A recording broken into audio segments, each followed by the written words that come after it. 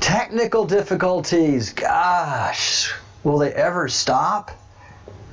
Hello, Graham. Hello, David. Hello, Sweets. So much to keep track of on these live streams. And the permissions change that I made. Golly. 45 minutes of our lives we'll ever get back. Sorry about that, guys. Yeah, there are just so many settings, and sometimes the audio goes weird on the software. So sometimes I have to have the desktop audio up, and sometimes I have to have the desktop audio down. Sometimes when I have desktop audio up, you guys hear an echo. And I can only work off of the microphone audio. Then sometimes when the desktop sound is down, you guys can't hear anything, so the sound comes up and there's no echo. It's software. It's bleeding edge software. Streaming Labs, OBS, it's open source software, so it has these kind of problems. Yeah, that Mercury in retrograde. Did y'all see that fog? Look at this fog again.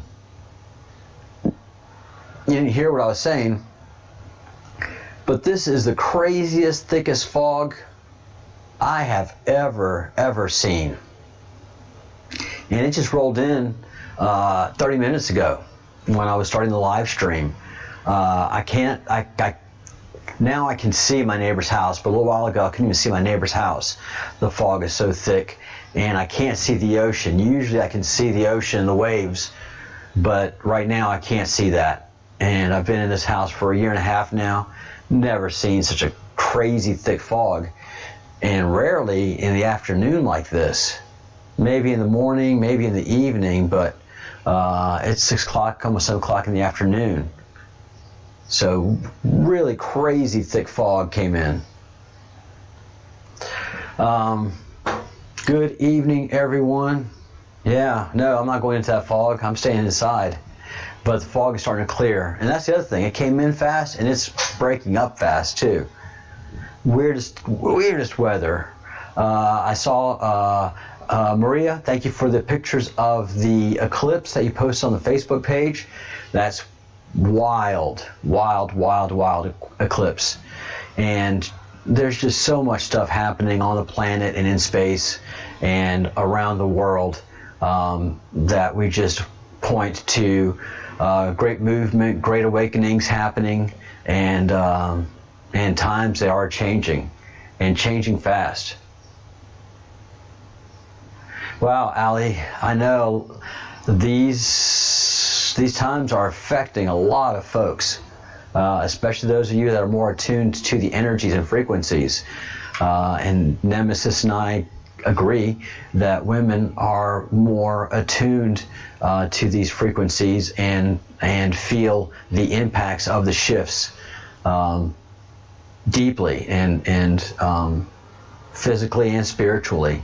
So I am sorry about that. Yes, happy Father's Day to all the fathers on the Breadcrumbs Project. All my children have had pause, so I've had no children of my own, but I'm a very good dad to all the children that I've had that have pause. No complaints from them.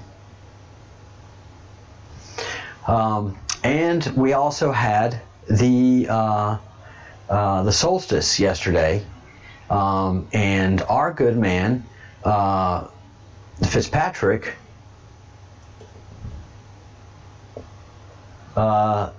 Fitzpatrick Fitzsimmons is what I call him, did a study of the solstice, and so I wish he was here, and you could see, but he was really cool. He logoed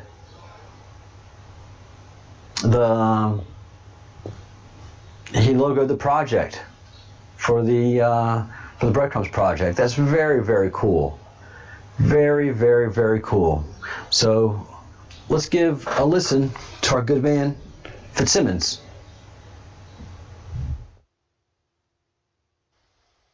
Testing 1, 2, 3. Hello everybody, Miss Patrick Fitzsimmons back here with another video, and I know it's been a long while since I've done a video, so hope everybody out there is doing good. What we're looking at today is the June 20th, 2020 summer solstice, and this little project dedicating to Charles over at the Breadcrumb Project and all the fellow crumbs about getting some measurements of the magnetic declination of the Earth and relative to the solstice, here on the sundial, just measuring kind of noontime, so basically an hour before and an hour after.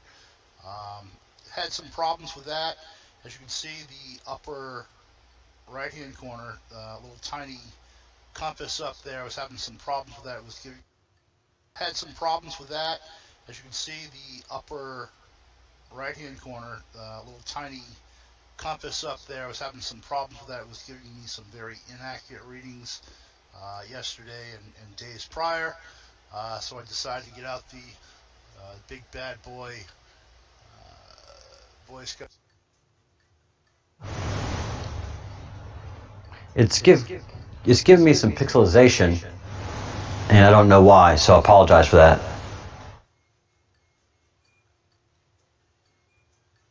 Compass here that has a little bit better accuracy, and so we're going to pay attention probably to this more so, although this seems to be working today a little bit better. I think it was just snagged up. It's one of these little chiefies. This one works much better. And so what we're looking at here is a sundial. I made this sundial specific.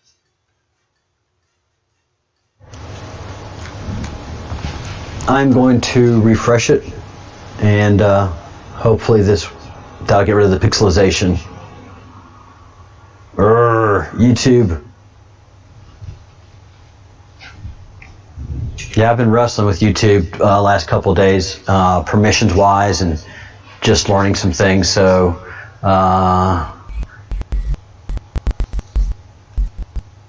I'm trying to get it up here without pixelization problems, but I can't seem to get it there, and it's not Fitzsimmons' fault. I know it's been a long while. Working today a little bit better. I think it was just snagged up. It's one of these little chiefies. This one works much better. And so what we're looking at here is a sundial. I made this sundial specific to my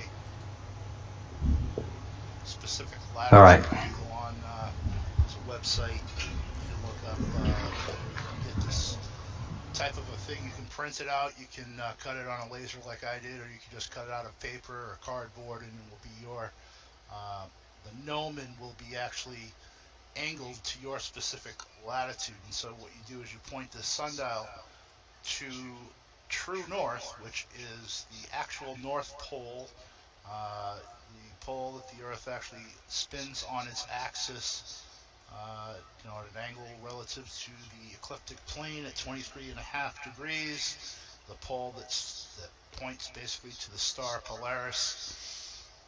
That is what is considered true north. And magnetic north is a different area, different location. So that's the magnetic field of the Earth, which helps protect us from solar rays and that sort of thing. So that is a variable that is different from true north. And so that's what we're trying to kind of figure out the difference. And based on the information I was provided by NOAA website, for my specific latitude of 43 degrees, and of course the minutes and seconds are a little off here just because they average it out by whatever city you live nearest to. The declination of the magnetic declination should be 14 degrees 41 minutes west, changing by 0 degrees 5 minutes east per year, with an uncertainty factor of 0 degrees 23 minutes, which is like 1/6 of 1 degree, approximately. Hey Fitz, good work on this, man. Very, very cool.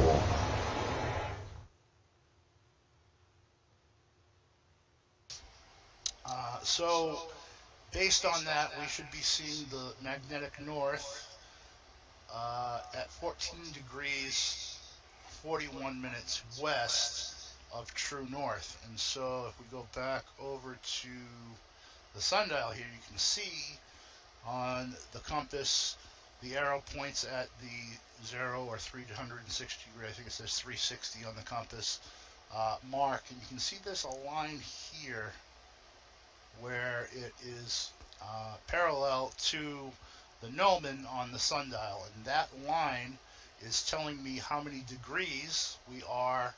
Well, actually, the arrow is telling me the degrees away from 90 degrees here, pointing true north. And that appears to be right around 20. It's actually like 20, 21, 22 degrees west. So that's a difference of the expected 14 degrees. That's about 6 degrees off. Now, I did this yesterday and a few days prior, and like I said, with this little compass over here, I was getting a difference of like up to 30 degrees, which is crazy, crazy way off. So Charles from the Breadcrumbs Project, disregard that last email I sent you. And I'm hoping that Charles Flat Earth Math is going to give me some pointers here, because I am taking your advice, Flat Earth Math Charles, getting outside, doing some careful measurements, some observations, and so this is my contributing little project here on the summer solstice. And so what I'm going to do is explain a little bit more about this calendar. Why do I keep saying that? Sundial. That I have set this to account for daylight savings time. So we are in daylight savings time now here in the United States on the East Coast. So daylight savings time is 1 hour different from Eastern Standard Time. So I have adjusted the sundial to account for that. And so you can see here the shadow on the sundial is pointing at 11 o'clock, which on my clock on the wall sort of thing, it says noontime, because we are in that daylight savings time 1 hour differential. And so this has been adjusted to account for that. And so that is actual true north, and that's why I wanted to do that, to show the difference.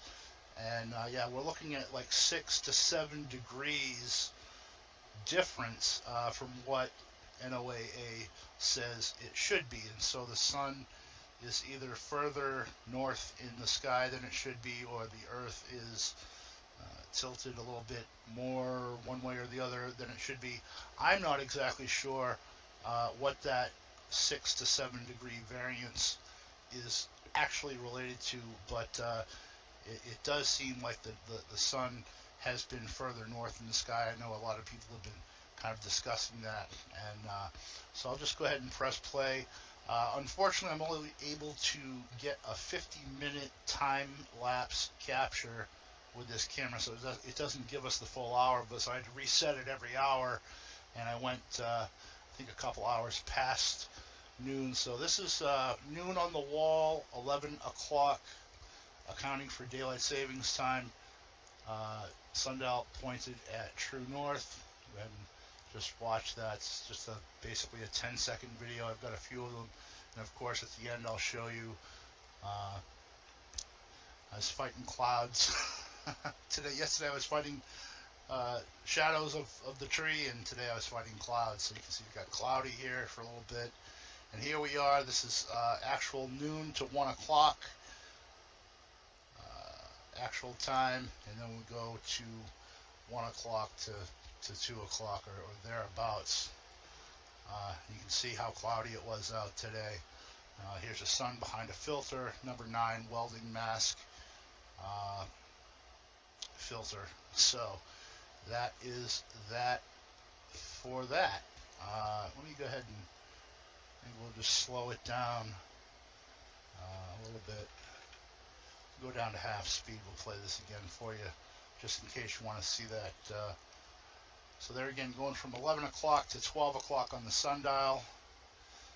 which basically accounting for noon to 1 o'clock on the clock on the wall, considering the daylight savings times. But you can definitely see that if the sundial was pointed not to account for daylight savings time, then we would have an even greater variance differential on the compass pointing to magnetic north.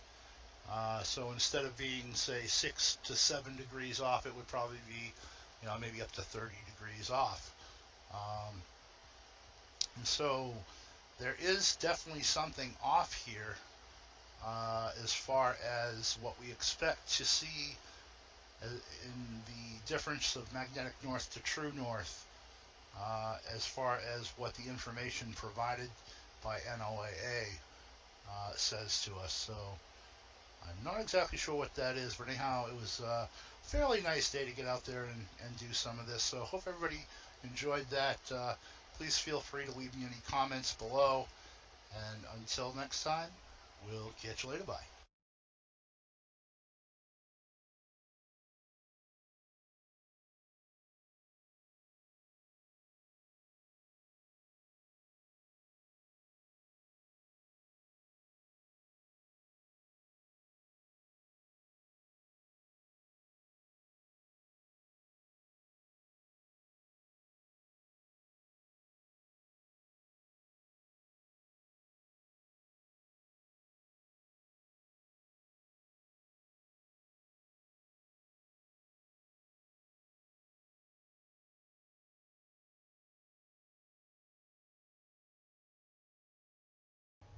Now let's see if we can hear.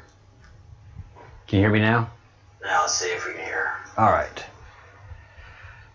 Sorry about that, guys. The echo came back and I had to adjust for that. So great work, Fitzsimmons. Great work. And yeah, it's consistent. It is 6 degrees. That's basically what I got, was the 6-degree difference, if you remember me talking about it 3 weeks ago. So very interesting. It's consistent.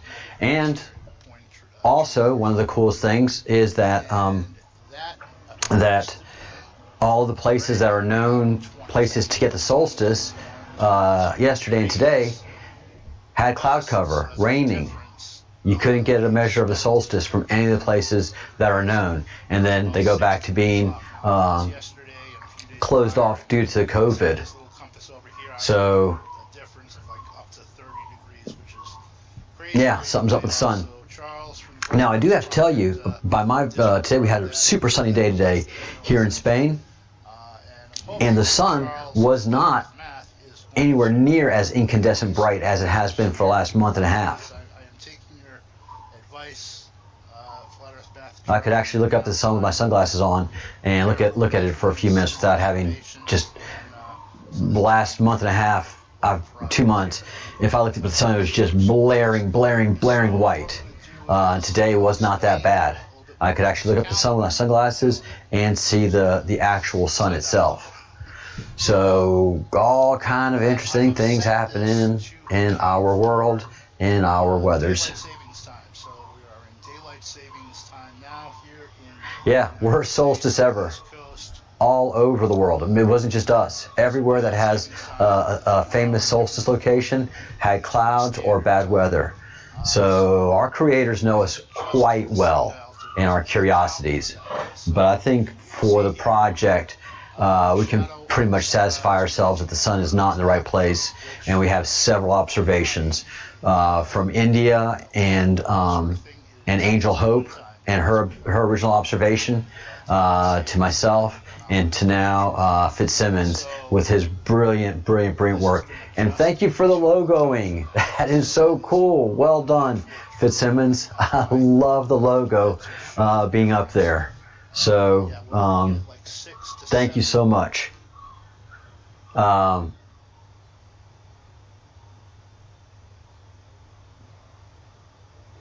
and good stuff. It was just good. It's just good stuff all the way around. good work. We didn't have to be at that solstice spot exactly. And the only way really the solstice spot only does good if we have a good measurement and picture of that solstice spot of last year. So if I could have just taken a picture last year of my summer solstice spot, I could have shown that the sun was at least 6 to 7 degrees off of where it should be doing its normal solstice sunset. Yeah, man, I love it. That's brilliant. And it's great science, Fitzsimmons. It is great, unquestionable science. So anybody that disagrees, they can do the same setup themselves. And they can also buy a cheapo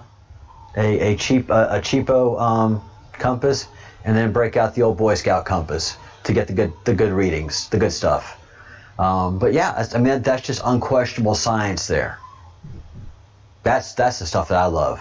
Video, audio, and the supporting data to go with it.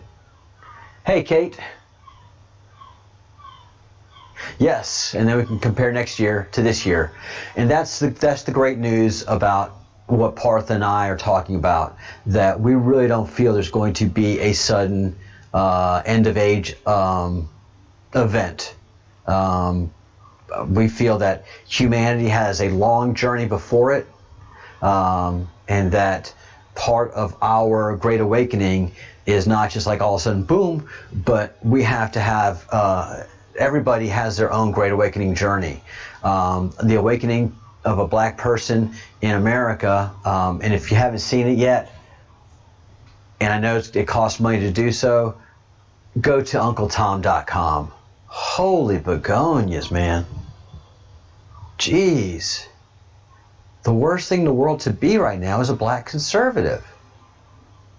You know, the worst thing to do right now is to be black and or Hispanic and attempt to think for yourself. If you're not of the hive mentality, it is brutal, man. It's almost hard to watch. But Larry Elder and all the supporting black conservatives that took great risks to do this documentary called Uncle Tom, props. So a person awakening in India is going to have a different awakening than a black person in America versus a white middle-class person in America versus someone in Central America. So we all have our individual journeys as well as the global human experience. And to just suddenly elevate us on a sudden event takes away so much of that human experience of good and evil and making your own decisions. So I'm really of the mind that the Great Awakening is happening. It's going to be a prolonged event in this world right now. You really can't sit on the fence. You can't sit on the middle. You know, you're either going to be a blue pillar or a red pillar. There's just no comfortable middle anymore. 50 years ago, you didn't even talk about politics in general unless you were with your close guy friends. That's just something you didn't talk about in public company. Now it's just all over the place, in your face in many families. So the Great Awakening, we feel it happening from a spiritual sense. I think it's a prolonged event.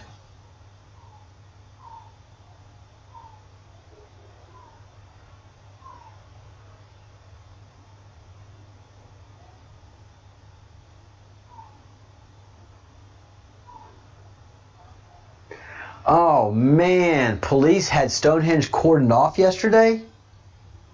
Wouldn't let anyone near?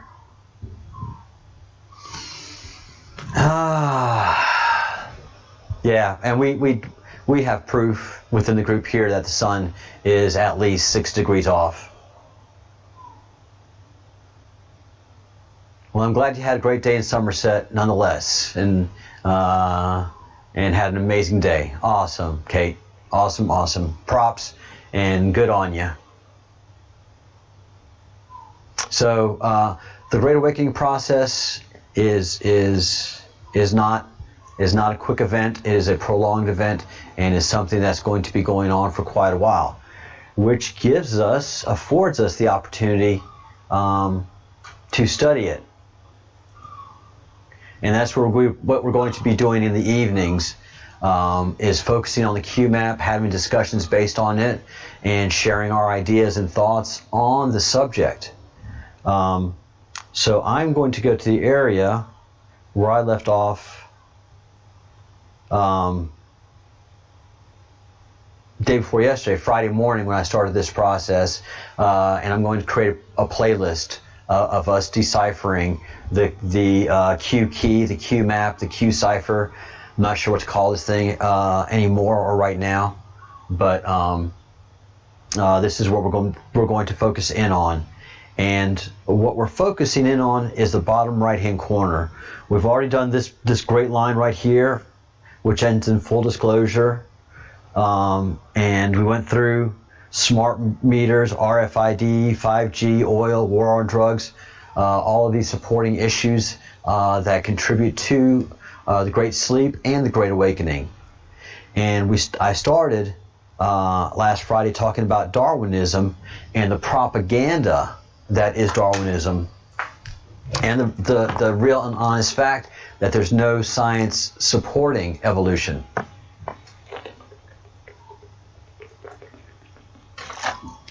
There's a great deal of science supporting spontaneous stepped evolution, which is another way of saying genetic engineering. There's a ton of science that reflects that. Academia won't allow that to be spoken of in the classroom. In the classroom, it's all Darwinism propaganda all the time. And even though there is no supporting documentation of Darwinism whatsoever, and I mean, Darwinism was 19th century mentality, guys. You didn't know anything about DNA or genetics or what have you. We know about DNA and genetics and what have you now. Me 23 says, yeah, I'm half Basque and a whole lot of English up in this genetic code. My ancestry and my past speaks of the Basque and the British Isles. They can't tell me what chimpanzee group I came from, genetically speaking. Whether I came from an ape, whether I came from a chimpanzee. All I can just say is that there's just one true original atom and everything branches off. Well, there's base code, yeah, but everything else is genetically engineered. There's just no... all that tree branching they do is all wishful thinking.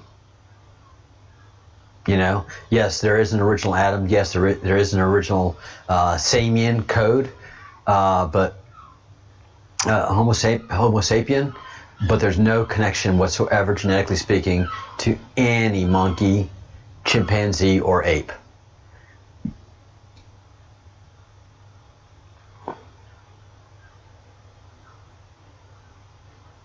Yeah, and if we evolved from monkeys, why are monkeys still monkeys?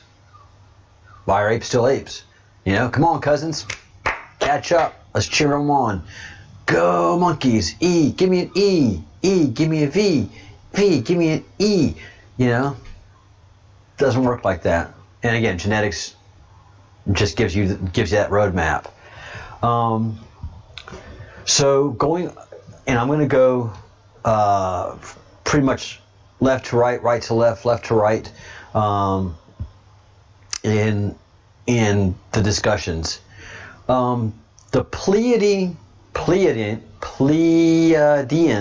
soul family. So there is a group in Africa that is very isolated and claims descent of Pleiades, of the Pleiadian nation.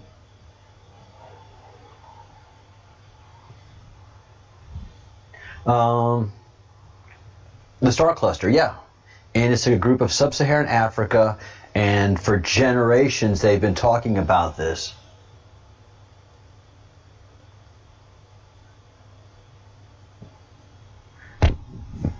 and I'm doing a quick search to pull up a video, a supporting video.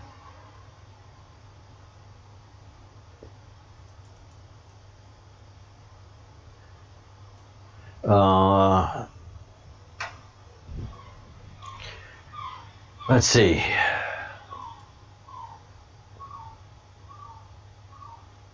That one's a good one, but this is a better one. Also, Epic feels very strongly that he has connection to the Pleiades and that his origins have to do with that.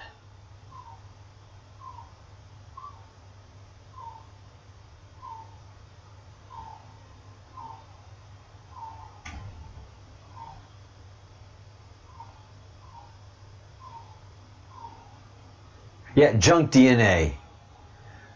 Who knows enough about DNA on the planet to claim there's junk? We're still, I mean, we've figured a lot of it out, but we still have a long way to go.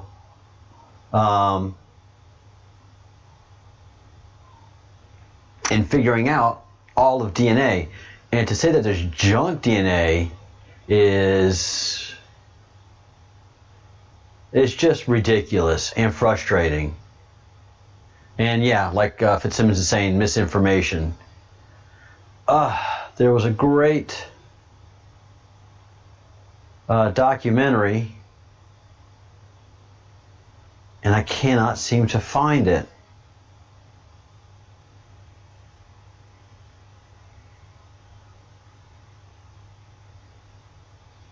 A researcher went into Africa and talked to a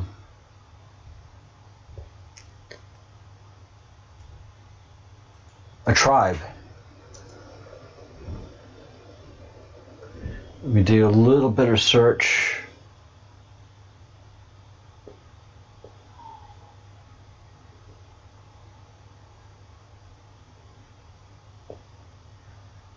Oh, I hate it when they scrub YouTube.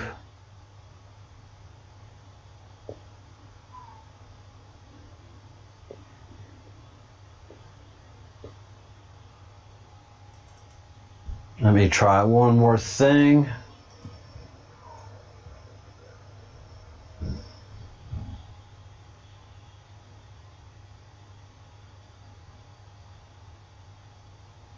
Look at this. Let me show you guys.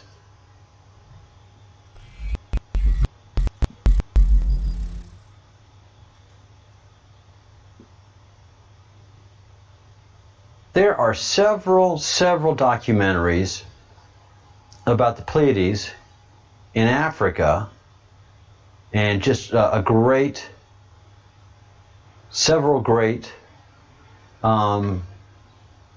documentaries of that, and they're not here. They're not. You either have Anunnaki, or you have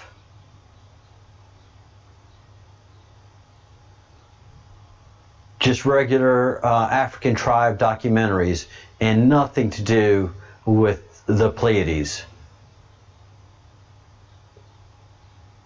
Oh, I hate this, the way they scrub.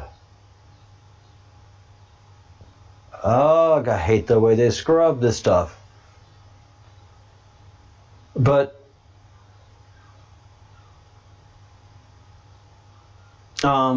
basically, yeah, there's an African tribe that claims descent from Pleiades visitors, and they have been claiming this for thousands of years.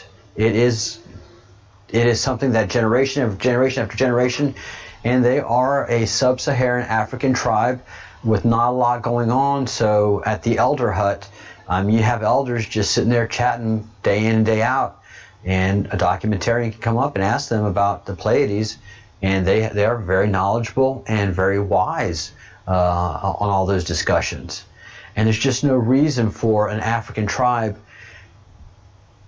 to just one day wake up and say, yeah, we're starseed. you just can't have something like that exist generation after generation after generation unless there's a strong line of truth and understanding that goes with it.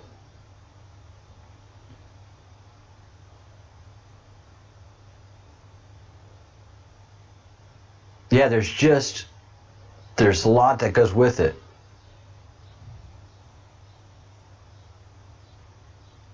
Yeah, we don't want no scrubs.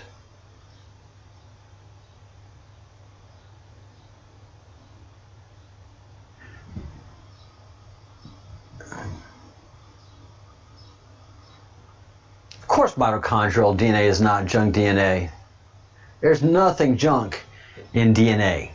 It is the fastest running computer code on the planet. It is the smallest, fastest running computer code in the planet.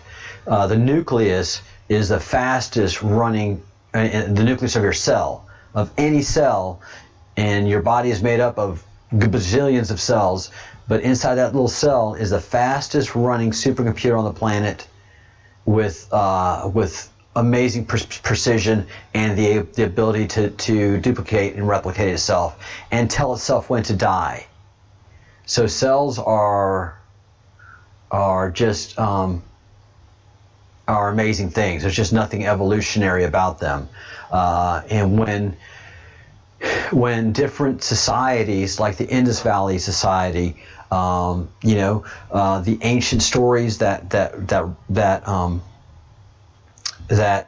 Partha talks of, Rahu, and all of those important stories that happened so long ago but are retained as a religion and faith, they stay in the system for a reason. It's not because they just made it up and felt it was great one day. And they feel, every society in the world has to create a religion.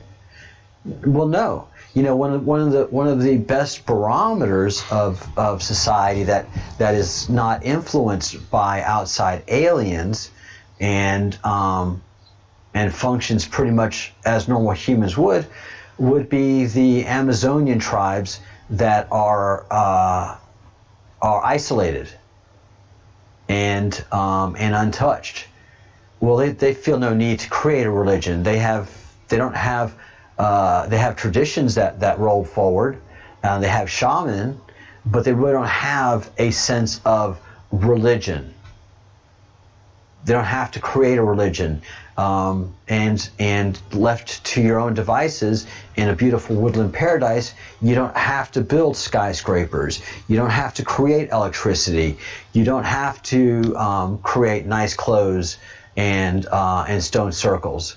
That's just not the human way. There are things that have influenced us over time that make us be human and be an advanced society, and that's because we've been visited by so many alien cultures, and they've not only advanced us genetically speaking, but they've influenced different cultures around the world. It's just the way it is. It's hard for me to wrap my head around this group in Africa that understands that they are from the Pleiades, that their ancestors are from the Pleiades. It's very hard for me to wrap my head around the story of Rahu and all of the traditions that India has. And then we get over to Burma and to Angkor Wat, and then you get up into China and all its very ancient traditions. It is just, our story is so complicated, so old, that it just has a lot of moving parts and pieces. But we definitely have a very old tradition that we have people from the Pleiades living on the planet, and we're very comfortable with that. I am. And you look at the Pleiades, and it's just such an unusual star cluster. And if you're in sub-Saharan Africa, why would you point to that unusual star cluster and say, hey, guess what, guys? Let's start saying we're from there. So Again, it's just very interesting things. Dolphins and whales. Moving across left to right and grabbing dolphins and whales. Like there again, I mean, there's definitely signs of genetic manipulation and making a very sophisticated species. And dolphins and whales are mammals.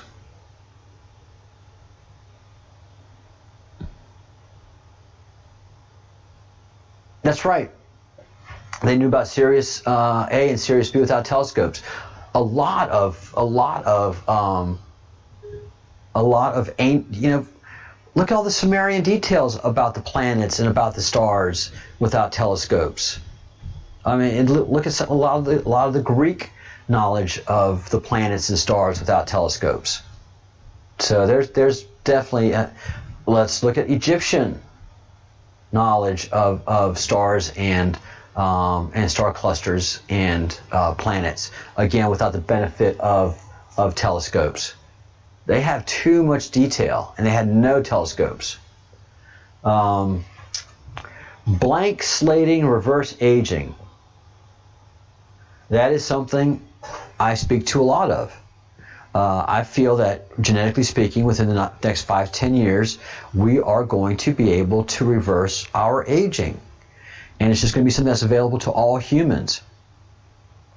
By the way, the thing that the belief that this planet is overpopulated is nonsense. That goes right hand in hand. And Parth and I, we giggle at global warming. We giggle, and we also giggle about overpopulation. Yeah, you got some big cities that have a lot of people, but man, you go to America, and you go over flyover country. I mean, we have vast tracts of empty and very, very empty territories. Canada, China, India. Even though India has 1.5 billion people, there's large swaths of India that are just completely uninhabited, and that's just around the world. So no, we're not overpopulated, and if we become immortal, where we stop the dying process, we're not going to be overpopulated, and there's a strong feeling that when the aliens do come introduce themselves to us, we'll be at a point where we'll be able to meet them, and they'll probably help us geoform Venus into becoming a second Earth, the sister Earth that is always spoken of. And the Law of One talks about beings already living on Venus. So there's a very exciting future for humanity in all of these ideas. But the idea of blank slating, reverse aging, very, very, very possible, and very close to happening by my guess. The Khazars and Khazarian mafia. I don't know anything about the Khazars. Nemesis, Alchemy, do you know anything about the Khazars and the Khazarian mafia? David C., flyover country.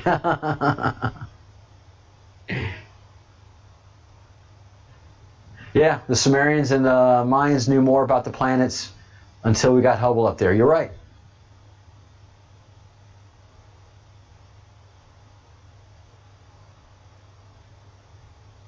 Yeah, the Hopi, the Native Americans, and they said the American Indians said they were sea people before they took to the land.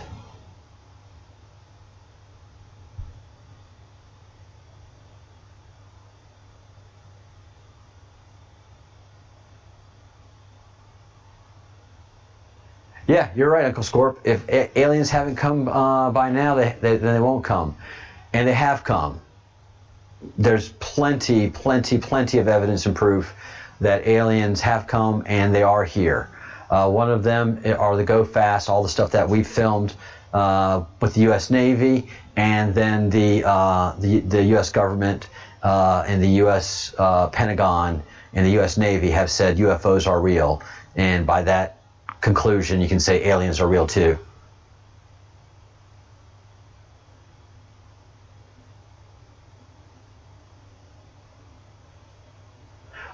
the Ashkenazim.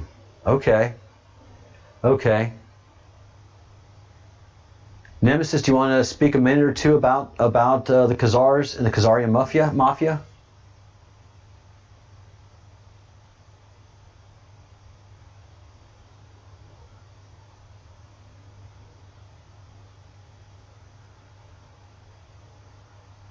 Oh, Albert Pike, you're right. You are absolutely right. All right. Moving on from the Khazars, Babylonian money, magic slave system. Don't know much about that either, and doesn't have a big movement on the needle of mine. If somebody in the group has something to say about it, jump right on in. And we are moving over to the Jesuits, Freemasons, 33 degree, and Disney Club 33, along with Knights Templar, 1,119, 39. If you want to add that up. So all of that is spooky and eerie, and I think a lot of us have a little bit of background in all of these groups.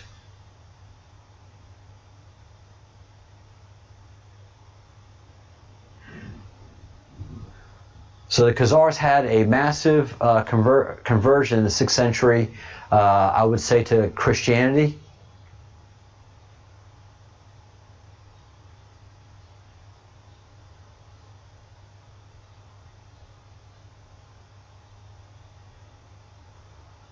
Hi Adam, version 2.0. Hopefully it's a better upgrade than Adam version 1.0.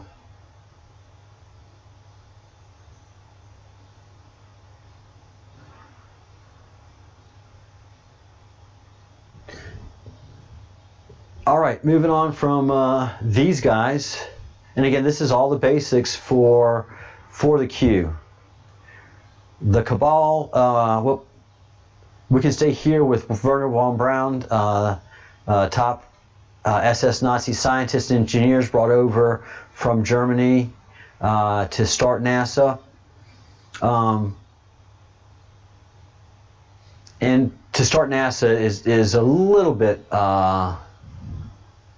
disingenuous, I would say, on the Q's part. Werner von Braun, we had to get his people and his team to America so they wouldn't be taken by the Russians. Basically, what happened right after the fall of Berlin, and pretty much before the fall of Berlin, is Russia went in and was just taking as much resources back to Moscow as it could of anything that it found along the way. Just war booty. And part of that great war booty that they were looking for were the rocket makers and the people that were sending the V-2 bombers over to England, because they really wanted that rocket technology in Russia.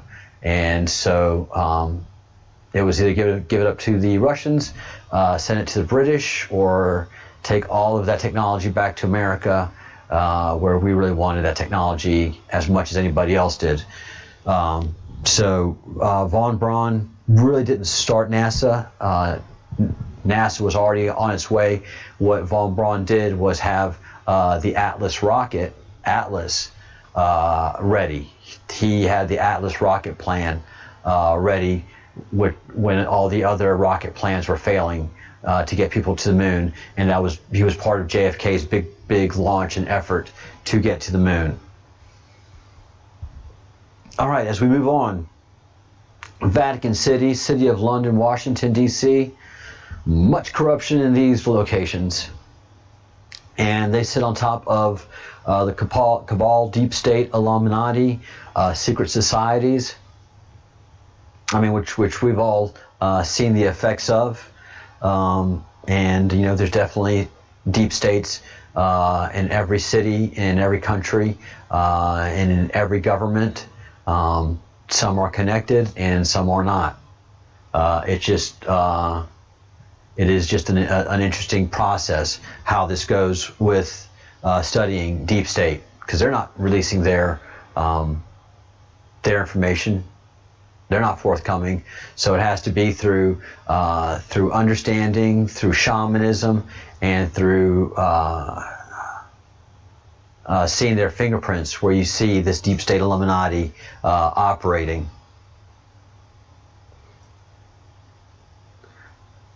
And right here we get into the secret agencies. CIA, NSA, FBI, SES, and that is another secret organization within the United States. And then you have Facebook, CNN, Google, Amazon. They are part of the misinformation state that that we suffer from in the country, and if not the world right now. And then lastly, CIA, clowns in America.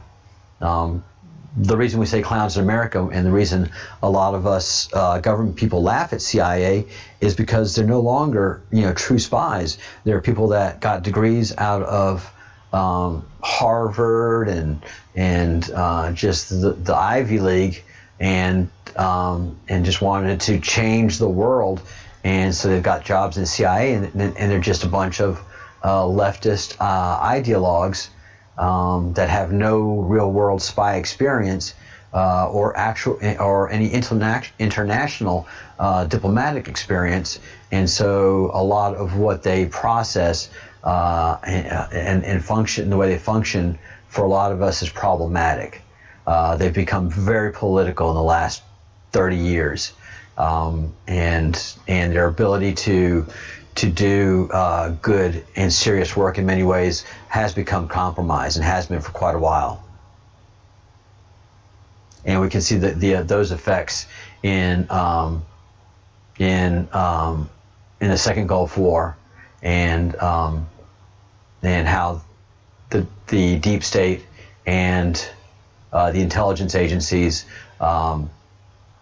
through the news agencies through Colin Powell under the bus, because everybody in the intelligence communities knows and knew that Saddam Hussein was definitely up to his neck in chemical warfare and weapons, and just was playing the game with the European space agents. I mean, with the UN team that was supposed to be monitoring his activities, and it was very obvious that Colin Powell was correct in his assessments of what Saddam Hussein was doing. But the intelligence agencies just became political. They hate Republicans. They hated the Bushes. And even though George Bush's father was a former CIA officer, they don't care. They're so political. They hate Republicans. And so they made sure that Powell and everybody else involved in that war became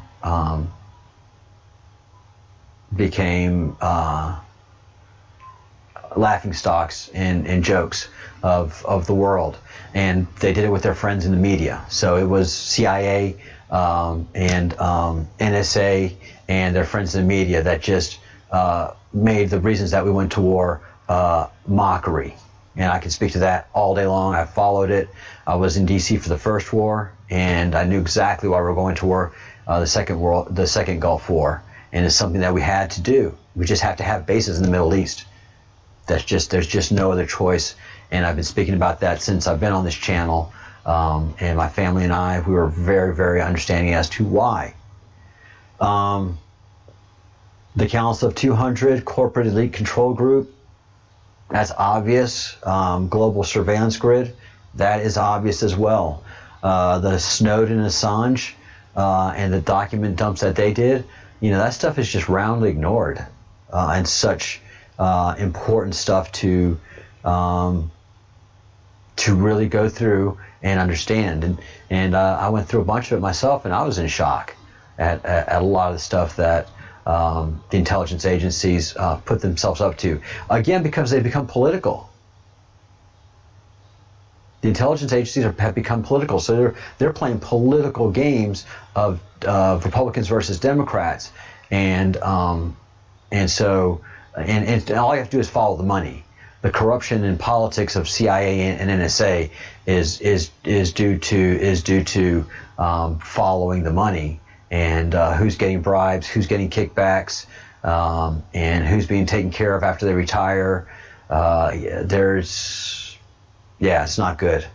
And especially with Hillary Clinton and her quote-unquote missing emails and all that stuff. Nothing's missing. It's all sitting in NSA servers, National Security Agency servers, because we hoover everything. All we need is her IP address, which everybody has. All we need is the IP address of that server, and everybody around the world had the IP address of that server. Not only our intelligence agencies, but China's and Russia's intelligence agencies too. I'm sure the Mossad in Israel have it and have all the emails. Because Hillary was just an idiot on how she did business. And the only reason she was an idiot on how she did business is because no one holds her to account. And she can do whatever she wants with impunity in D.C., and she's liable for nothing. So, just the whole Clinton initiative, the Clinton Foundation, was nothing but a graft machine, and folded after she lost her office. It was just set up for her to get kickbacks while she was Secretary of State. So sad.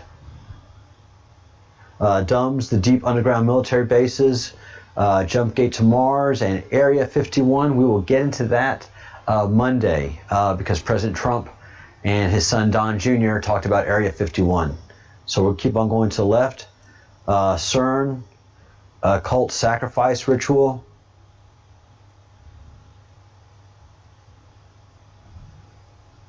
Interesting.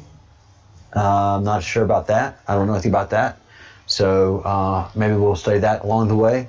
CERN is biggest waste of money in scientific history, and it's very disappointing for me because I was part of the U.S. effort of the superconducting super collider that was going to be in Waxahachie, Texas, because the magnets were going to be built in the small town where I was living at the time called Hammond, Louisiana, and that whole contract fell through. And George Bush Sr. did a lie non and veto because he didn't feel like any real science was going to come out of a superconducting super collider. So the European Science and Space Agency jumped on the opportunity to build a superconducting super collider, and it goes under 2 countries, and it's come up with zero science. So if it's an occult sacrifice ritual site, all right. Here's the thing about being an occult sacrifice ritual site. Everybody tries to emulate the occult stuff of the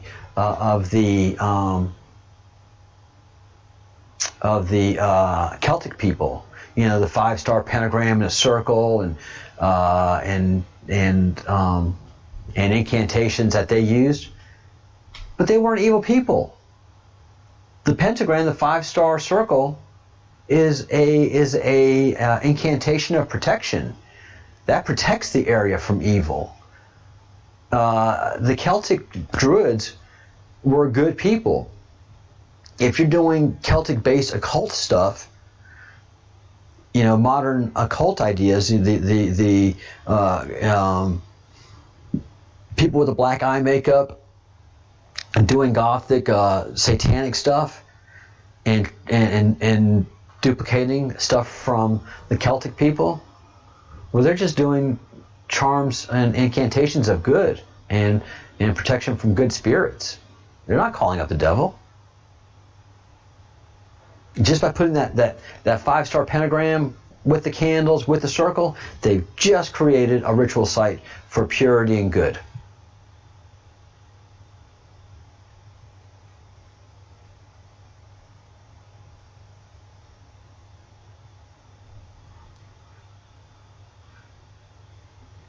Hi, Haiti Gratoon.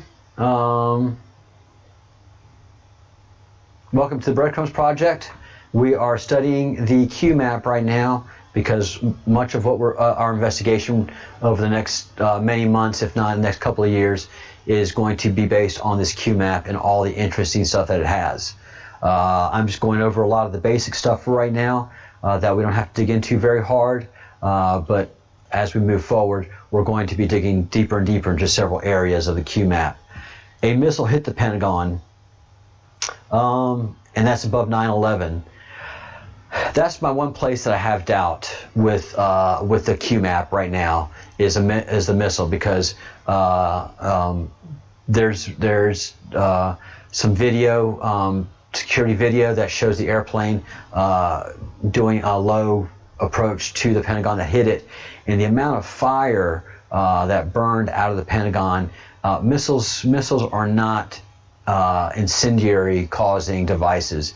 They cause explosions, but usually they count on the fuel on the airplane to burn, or they create an explosion, but they're not incendiary type devices. So the massive fire, the massive plume of smoke that came out of the Pentagon right after that thing hit, and we watched video last week. We watched an hour and close to 2 hours of the whole rollout of 9/11 and what happened from the first plane hitting the first tower to the Pentagon being hit, and that amount of smoke and fire that was created, to my expertise, just is not created by a missile. Plus, there were just thousands of eyewitnesses that saw the plane fly over and hit right into the Pentagon. All right, World Trade Center 7 controlled demolition. Nope.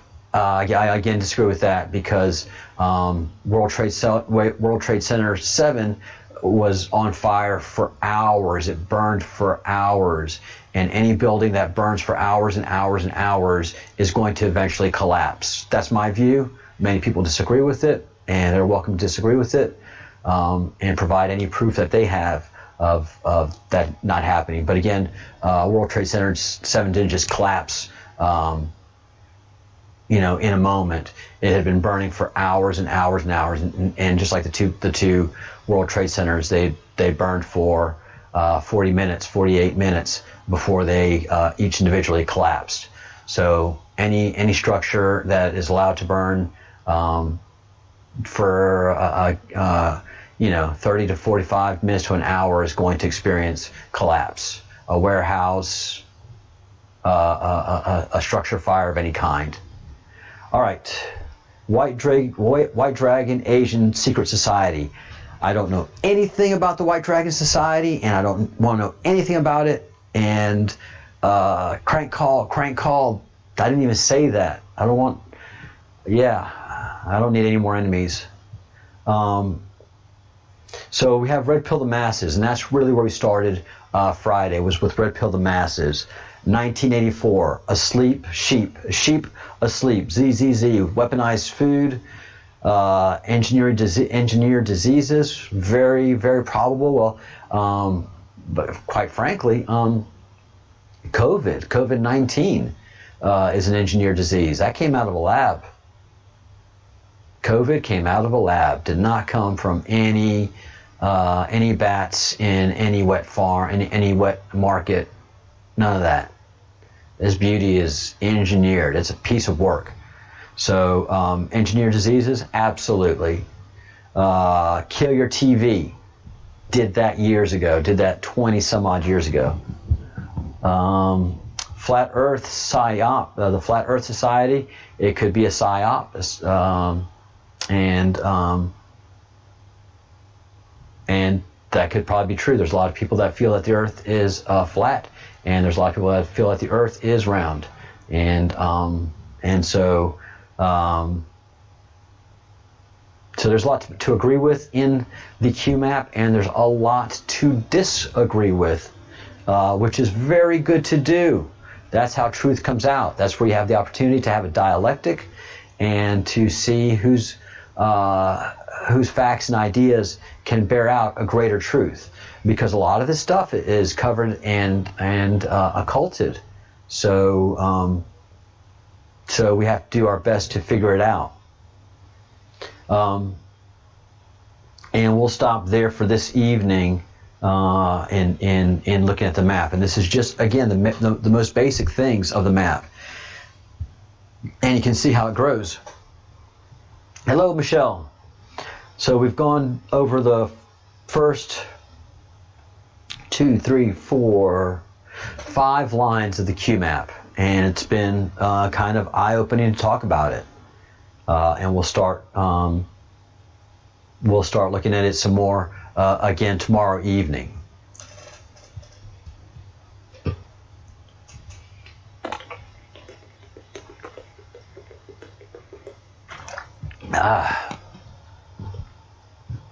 All right. And now, just as fast as that fog came in, that fog is gone. Look at that. Look at that. Clear. Well, I've always got a constant haze now, but clear as a bell. That is just the weirdest fog I've ever experienced. Thick, came in, super weird, and then just left. Man, I don't get it. We really are having some of the weirdest weather in the world. All right, gonna take a quick break because I have to put up the sunscreen, and I'll leave that cue up there like this, and I'll be right back, guys.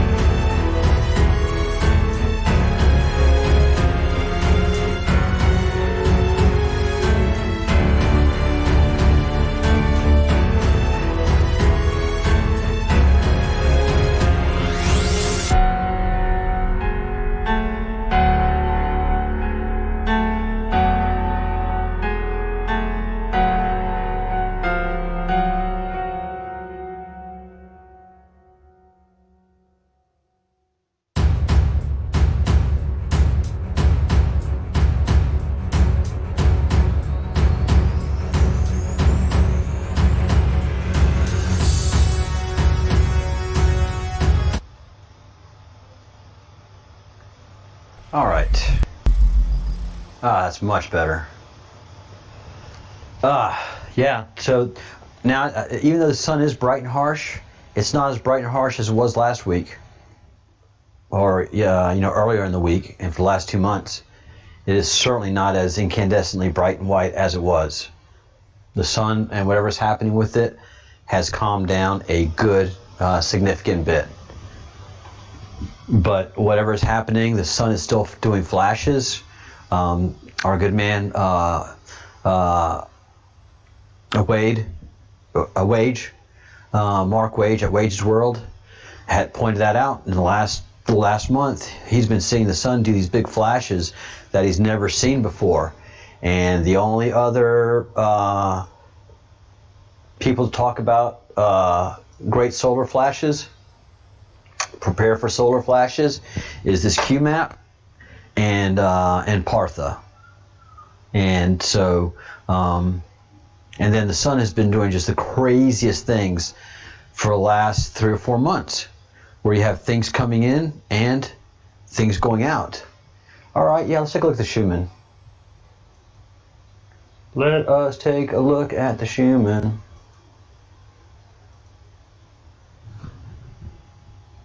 Look at that. Look at that.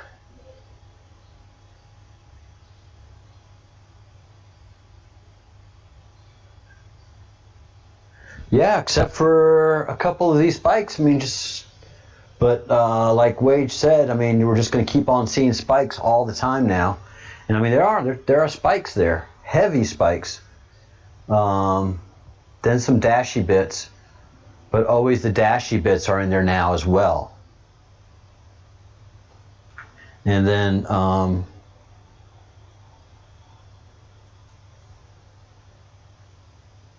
let's see. My most favorite thing in the whole world, which is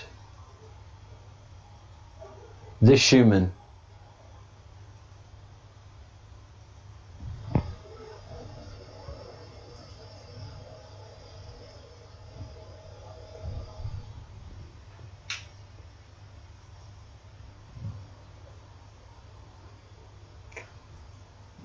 The Schumann giving us a nod. Nice cube right there. That was day before yesterday. The 19th. Actually, 3 days ago, the evening of the 18th. Nice little shout out there from the gods and all of those that are helping us and guiding us and letting us know that we're on the right track.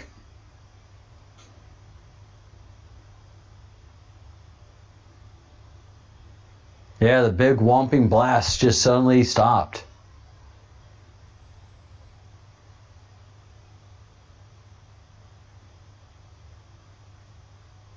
Oh, Allie. Yeah, I'm sorry that you got affected that way. It's, the energies can definitely affect you like that.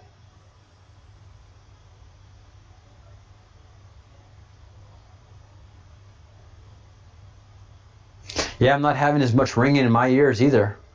And I haven't had a right ear ring in at least 3 or 4 or 5 days. So like Wage says, those heavy whompers affect all of us in many different ways, some of us more than others. But that cue in the Schumann from June 18th, how cool is that? What, that shout out is powerful. So digging that. And in the mornings, I'm going to be doing news analysis. And that's what I do in the mornings, honestly, guys, and I always have all of my life. Before there was internet, I would read the newspaper cover to cover, except for the sports section. And I started doing that in junior high school. I started doing that people would drop off the newspaper, and I started in civics class. If we finished early, we could go read the newspaper and keep quiet. And so I started doing that. Why? Because I'm a news junkie, and I was raised speaking about international politics and hear about international politics at the dinner table. All of my mom and dad's friends for a couple of decades were in the diplomatic corps in one area or another. They were either State Department or they were CIA. So many of my dad's best friends, because he was a good old boy from Louisiana, were the CIA officers. He got along better with the CIA officers than the State Department pencil neck people that he had to deal with. My dad was a communication officer, so he had to deal in the hard sciences, and he got to see the real traffic coming across the wire, and what the news was saying and what the people were talking about in the political world was not what he was seeing across the wires, coming from America. The deep secret stuff that ambassadors talk about. So I knew 50 years ago that there was basically a secret cabal of misinformation going on, and just for the sole reason of money and power. So high school, I read the newspaper cover to cover.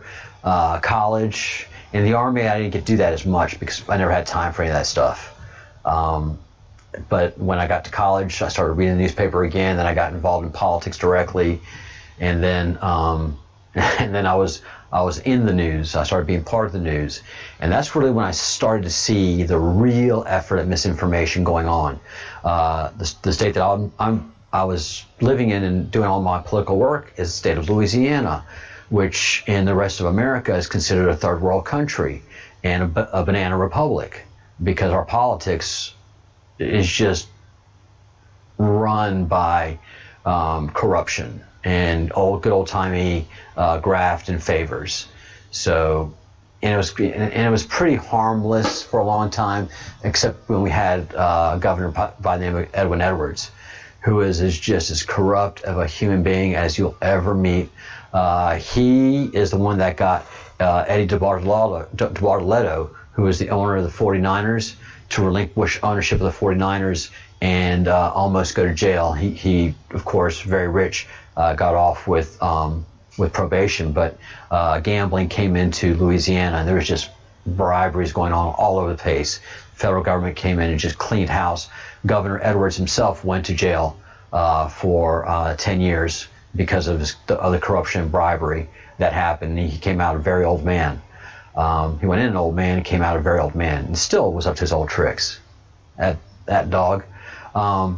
So I was interviewed a lot in that time, and I was on TV and in newspapers. And when the real corruption was going in, I was asking the reporters that I was talking to and friends with, like, why aren't you reporting? They're giving envelopes on the Senate floor with checks right before a vote. That is as corrupt as you can get. And the reporter told me, and she was a beautiful reporter too, she says, if I report on this, I will never be allowed to speak to Governor Edwards again. I'll never get another interview with him. So what? Report the news. Report what's happening. No, that'll kill my career. I can't do that. Stop it, Charles. Oh my God. And that's the mentality that's taken over reporting. Mainstream media is you're doing your interviews with your friends and for your friends, and they're all on the left. They're all corrupt Democrats. Why? Because you don't want to be friends with the Republicans. Republicans are not cool, groovy people to be friends with on Capitol Hill or in most governments, because they're kind of no-nonsense, hard-working people, and they're not worthy of news. But the left, they're interesting people. They have fun. They have parties that they invite you to that no one else goes to. All the best drugs are at those parties. All the cool people are at those parties. The Republicans just go home after work and spend time with their families. So, there's just always been a divergence of how the media treats Democrats and Republicans. The Democrats are their friends, their buddies, and they don't want to upset them, and they just hate conservative Republicans because they don't party, they don't go out, they don't do favors. So it's just been a long time coming. And the reason I have Tim Pool up here is because Tim Pool is a young millennial, and he has been reporting on actual news that impacts America for the last 10 years. He's been at this for quite a while, and for the last 3 years, he's really gone through a red pill moment. And so when Trump won, he laughed and told America, you get the politician you vote for. You guys voted for an idiot. This guy's just going to mess this country up. And that's what Tim Pool's attitude was, because he's a millennial, and Donald Trump is orange man with billions of dollars. So everybody that was on the left could only see disaster coming from this Trump guy. And people like me, who've been following him for 40 some odd years, thought, the hell is he doing this for? Why does he want to get in this mess? Donald, don't do this. They're going to eat you alive, man. And sure enough, they ate him alive. But the guy loves to fight. The guy loves a challenge. You hit him, he hits you back twice as hard. He's a boxer. He's been in wrestling matches, like WWE wrestling matches. He's an in-shape guy. He may look fat and out of shape. He's not. the man works a heavy bag. So if you look at his fist, it's not soft and roundy like mine, because I've never worked a heavy bag, a punching bag, as you call it. You look at Donald Trump's, and his fists are flat. So nobody knows it, but he gets in a room and he works a bag, man. And I bet you he can even do a speed bag. But there's things that he does that no one will ever know about, because it would ruin the public image that he's created of being a bumbling, unpredictable fool. And the funnest thing he does, for those of us who follow Donald Trump, is he telegraphs. He's going to tell you exactly where he's going to hit you and how hard. And you're going to laugh and laugh and keep your guard down, and he's going to hit you right where he told you he was, and exactly how hard he told you he's going to hit you, and it's going to leave a mark. So, and those are just the facts. So Tim Pool, he can't do anything but report the truth, because that's just the kind of guy he is. He's milk toasty. He's not going to go left. He's not going to go right. He is now just full on criticizing mainstream media news, CNN and MSNBC especially. But whenever he does that, he's got to give something to Donald Trump. He's got to somehow say something bad about Donald Trump and Republicans. No need for that, but that's where he finds his middle ground. And what's ended up happening is he never liked Trump. He doesn't like Trump. But the lies that have been ongoing about Trump, especially the Russian collusion and all of that investigation, Tim Pool saw early on that there was nothing to it, that it was a waste of time and taxpayer money. And he just really kept on getting frustrated with the whole situation, to the point where in one of his daily vlogs he says, "Stop making me defend Donald Trump. Just report what the guy does. That's enough. You don't have to make up this whole Russian collusion narrative that doesn't exist. Stop making me defend Donald Trump from the nonsense you guys are saying, the lies you're saying, especially Costa." And so what ends up happening is people that before didn't like Donald Trump, after a while of this crap, and seeing him fighting back, and seeing that he's right in a lot of what he says over time, and that the mainstream media is wrong in everything they say over time, well, Trump has just won Tim Pool over. And his friends. A lot of his friends. Now, Tim Pool may not vote for Donald Trump, but he certainly isn't going to vote for the Democrats. And if you're working an election, two things you want to do. Get that vote. And if you can't get that vote, make sure that vote stays home, because that vote staying home is as good as a vote for you, because it's not going to your opponent. So all this nonsense, burning of the cities, and Antifa, that's not winning one vote over. As a matter of fact, it's losing a lot of votes. So the Civil War is still spitting up, and it's going to get worse and worse. And it's a civil war not only in America, but in Great Britain too. You're seeing it.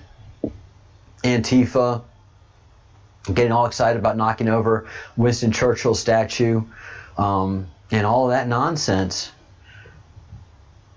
If you're a good politician, if Sun Tzu, yeah, we go Sun Tzu, The Art of War,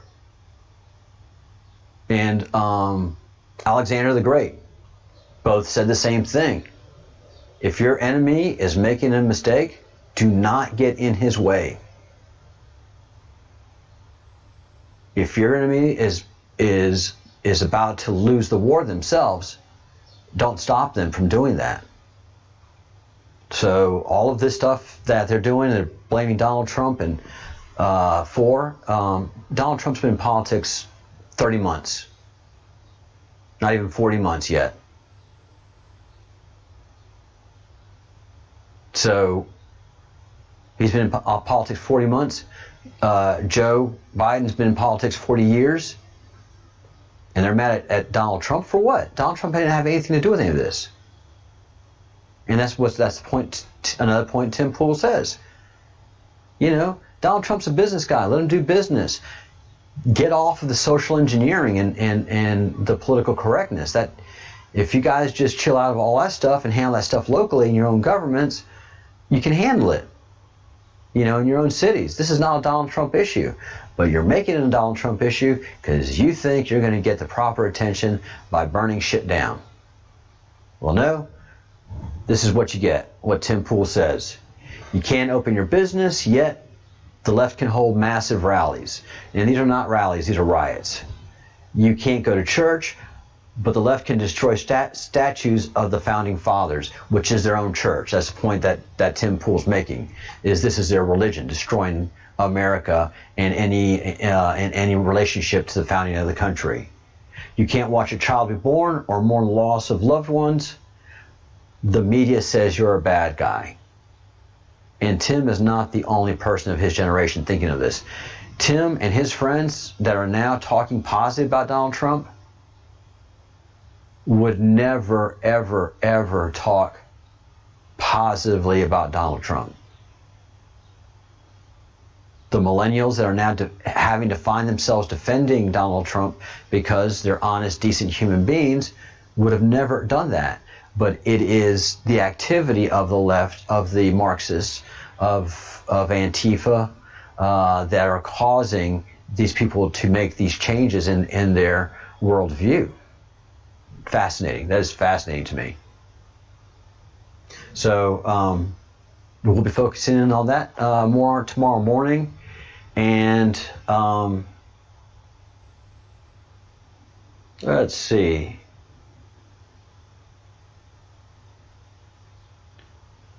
There was, yeah. So Trump, the administration has brought up UFOs several times. Donald Trump is not enthusiastic about talking about UFOs and aliens, but a lot of people around him have, and even the sober and non-excitable bureaucratic U.S. Navy has for whatever reason, it wasn't a public push, has come out and admitted to UFOs. The Pentagon gave a secure briefing to Congress and to the president about UFOs. So there's a reason for all of this activity, and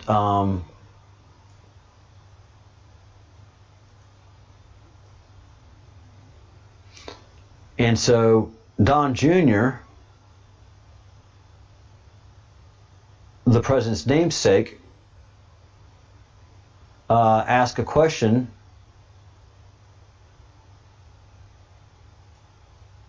about aliens. So if the president had good solid information that there is no such thing as aliens, he would tell his son, listen son, you got to stop about that aliens thing and don't put it on TV because that's ridiculous. I mean, that's what I do with my son, and that's the same language my father would use with me. Listen son, you're going to embarrass yourself with this thing about aliens, so don't ask it. I'm not going to answer it, you know. And he didn't go, come on, another question about this? Watch Donald Trump's response. Have y'all seen this yet, by the way? Have you seen this interview of Trump by his son? It's really riveting stuff.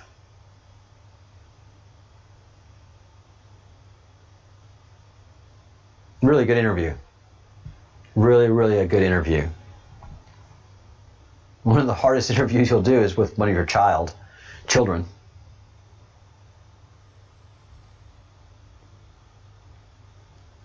All right. So let's give a listen to what the president has to say about aliens. So last question. before you leave office, will you let us know if there's aliens? Because this is the only thing I really want to know. I want to know what's going on. Would you ever open up Roswell and let us know what's really going on there? So many people ask me that question. I know, it sounds almost ridiculous, but it's actually the real question I want to know. It sounds like a cute question, but it's actually, there are millions and millions of people that want to go there, that want to see it. I won't talk to you about what I know about it, but it's very interesting. But Roswell's a very interesting place with a lot of people that would like to know what's going on. So you're saying you may declassify? Oh. You'll take it? Well, I'll have to think about that one, right? All right. So a couple of weeks ago, I found myself to be the subject of a pretty big meme that went around because I asked.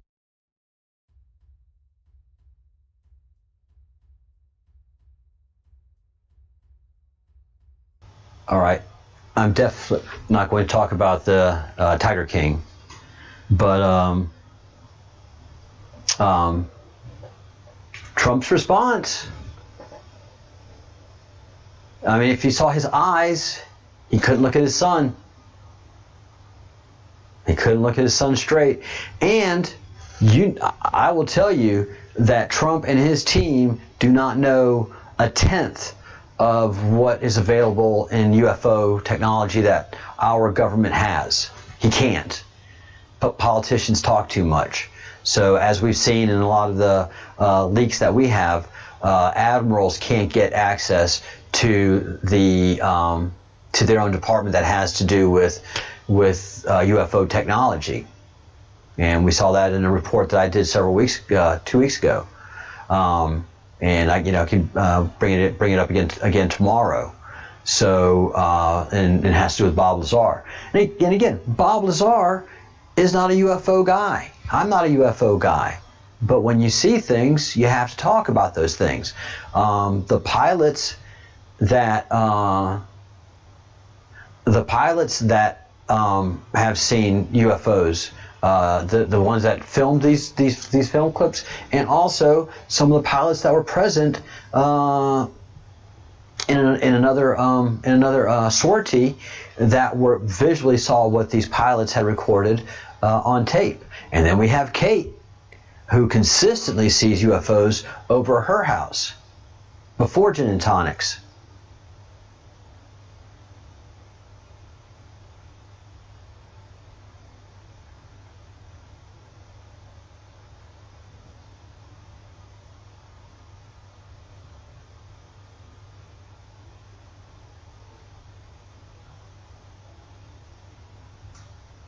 Alien Code, I'll have to watch that, Joshua. Then I'm just going to pick up into...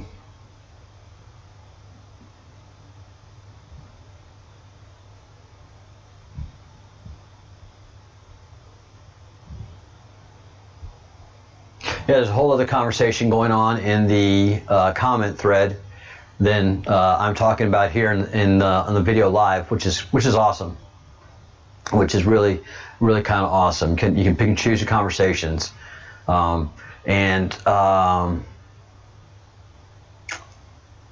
this is a perfect example of what we call code division multiple access.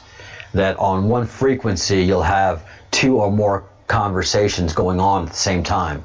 It's just divided up into code, and those 2 conversations have nothing to do with each other. If you can imagine a cell call, so you have cellular phone calls going on the same frequency, but you're not hearing it, and because that's of the code division of multiple access, CDMA,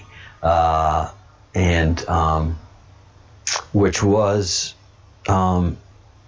invented by an actress and an artist. They kind of figured it out and actually had a patent on it. I know somebody will jump in the thread and tell me what the actress's name was. It's escaping me right now.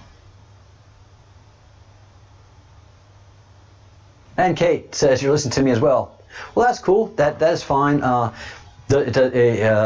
long as we're learning and growing and doing it politely, I'm glad y'all are here. And if you listen to me or not, that is fantastic. If you're absolutely ignoring me like Alchemist does, that that doesn't bother me one bit. That all y'all are here and enjoying the conversation. I feel like a good host at a party, and enjoying that everybody's having a good time. It is BYOB. I'm a cheap host. I'll provide the place, but you got to provide your own booze and your own your own treats and refreshments. That's cool, Alchemist. That's very funny. Yeah, just gave you a jab there, and you are listening. Well, that's awesome. Well, good, guys. And you multitask. You can I can't multitask. I cannot multitask. I am the absolute. I can either do one thing mediocrely, or I can do two or more things really poorly. I've always just been like that. I think I can multitask, and I start doing it well within the first 5-10 seconds, and then 20 seconds I'm doing neither one of them very well at all. So kudos to all you guys that are able to do that, where you can do your own code division, multiple access, which is another way of saying multitasking.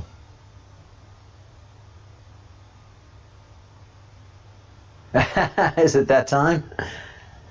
12 more minutes till wine 30 by my clock. 12 more minutes till wine 30.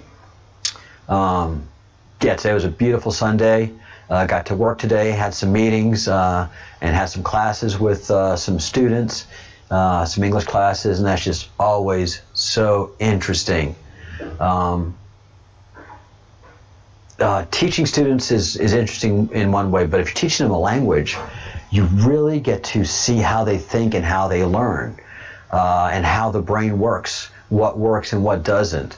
And you really, after a while, like somebody that knows astrology knows me better than I know myself. After a year or 2 years of working with some of these kids, I know them better than they know themselves.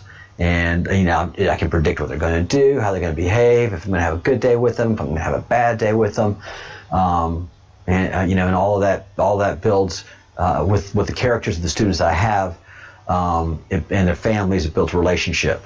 So all the families that have me as a teacher, whether it's here in Spain or the students I have in China, know that I'm in it for the long haul, and we're going to have our ups and downs, and most of them, actually all of them, I'm part of the family because I do my teaching online, and I don't go to a classroom and I don't go to their houses, because that provides distraction. The best way of learning a language one-to-one is online. It really focuses the student and the teacher into that one moment. And also, I'm really enjoying having online meetings with my clients, because there's no, hey, how you doing, da da da, and 20 minutes worth of wasting time in a face-to-face meeting, getting to the meeting, all that kind of stuff. You get to the meeting, we all know each other for years now, and so we get down to business. We have good meetings. Everybody's set for Monday, and that's how I've always worked with all of my clients. I feel bad for them, but we got to work on Sundays so we're ready for Monday. And most of my clients, that's how I work. That I'm still within technology. We work on Sundays to get ready for what's coming Monday. And also, we do upgrades on Sundays as well. So if we're going to do an upgrade and we have to take down the network, we have to take down any servers, we do that on Sundays because that's just your slow traffic day. It's hard. I know that a lot of times it's hard on the families, but when you're in IT, that's what you're into. One of the very funny things is in other cultures, European culture, especially, weekends are sacred. You do not do any upgrades on the weekends. That's done on the weekdays and at night, or early in the wee hours. And when I first moved here, I was looking to do some working technology here, and for the most part, all the companies I talked to, these were big companies, they really didn't have a shadow system, basically one that mimics the live production environment, and then you make changes in the shadow environment, And it's almost running live. It just doesn't have any actual clients or any other kind of activities going on. But it has the databases, it has everything you're working with. You do testing on it before you do the upgrade. They have basically their test bed environment, and then it goes to production. Like, that's problematic, guys. You have your test environment, then you have your shadow environment, and then you have production environment. It was 90s is the last time I went from the test environment to production. So that was a problem for me. And then that they wouldn't do upgrades on weekends. That's a huge problem, because you just can't do upgrades on production while everybody's working on it during the weekdays. Most companies, except for banks and airlines, they have a whole different way of doing their things. Because they run 24/7 for the most part. But most companies, you're quiet on the weekends. But Spain, nope, they will not do an upgrade on the weekend.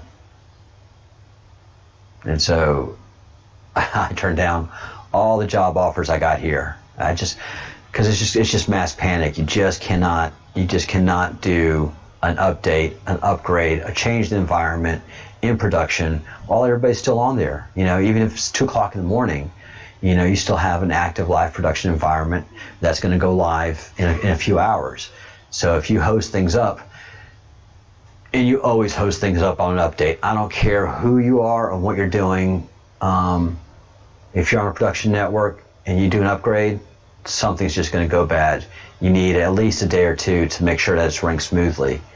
And if you're doing an update on a production system on a weekday, best you have 4 to 6 hours to see if it's working. It's just, and I see the disasters happening again and again and again. I'm so glad I chose not to work in this environment. So the president says he doesn't believe in UFOs, but then again, you see how he was being elusive with his own son. If it was his own son, he'd say, "Son, nothing to UFOs." But all of his body language, he couldn't look at his son and say, "Ain't nothing there." So he had to look away. And that was the only time during the whole interview, really, that he didn't look Don Jr. in the eyes while he was talking to him. So he wasn't comfortable being deceitful to his body language is everything, by the way, guys. Your mouth lies, your eyes don't lie at all. And unless you're really good at being deceitful, your body will not lie at all. I am a horrible liar. I am an absolute god-awful liar. My mom always knew when I was lying. I just give it away. Every relationship I've been in, anything, anybody that's been able to call me the carpet for anything that I've lied about, and I get busted. In college, did you go out with your fraternity brothers? No. You went out with them, didn't you? No. I swear I studied last night. I stayed at home. I did not go out. Okay, I went out for a little while. Okay, I didn't get home till 4.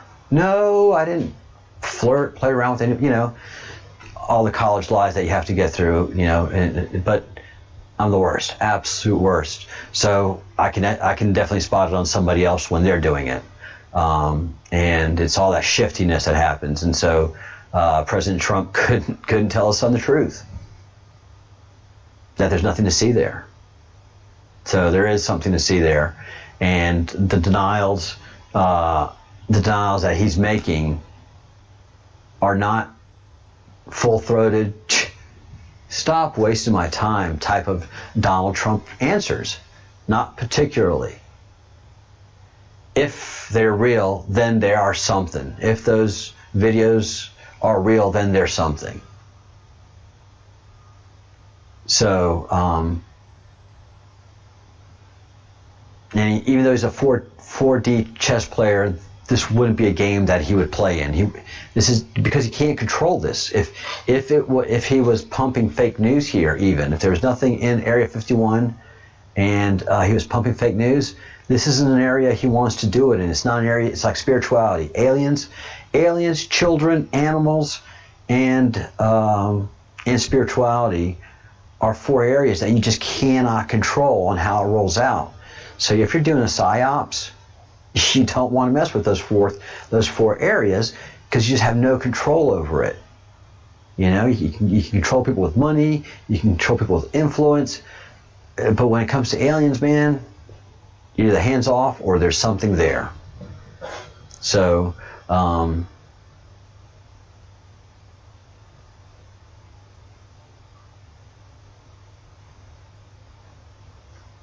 yeah, I mean, I think by the time Eisenhower,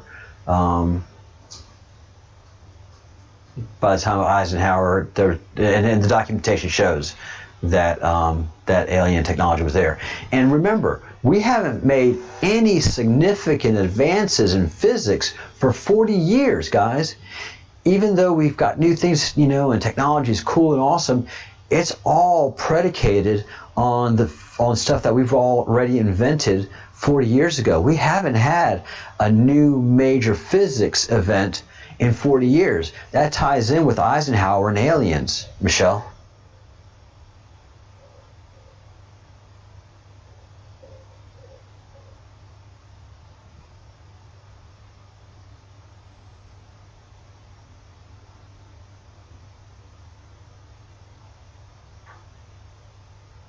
Adam, that is a great story. That is absolutely a great story.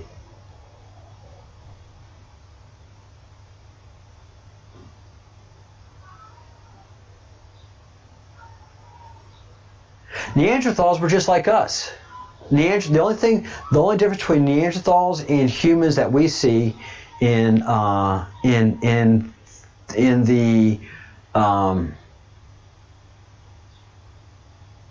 the archaeological record is violence. There's a point in the Neanderthal record where they didn't show any signs of violence, then to suddenly showing signs of violence, either being perpetrated on them or them perpetrating it. And it's late in the archaeological record, and then suddenly Neanderthals vanish from the archaeological record. But as far as physically, as everybody keeps on saying, you can take a Neanderthal, shave him, dress him up, put him in New York City, and as long as you don't talk to him, you won't notice the difference.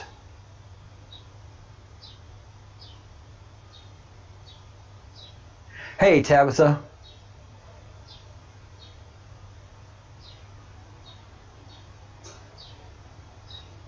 Yeah, Admiral Byrd talked of UFO activity in Antarctica, and not just Admiral Byrd, but Brother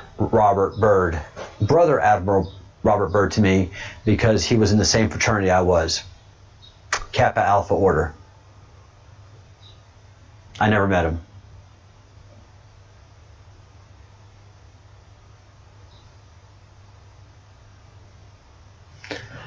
All right, it is wine 30.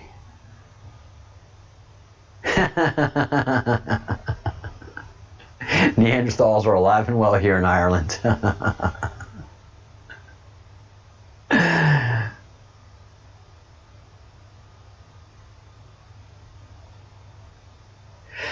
Real quick, and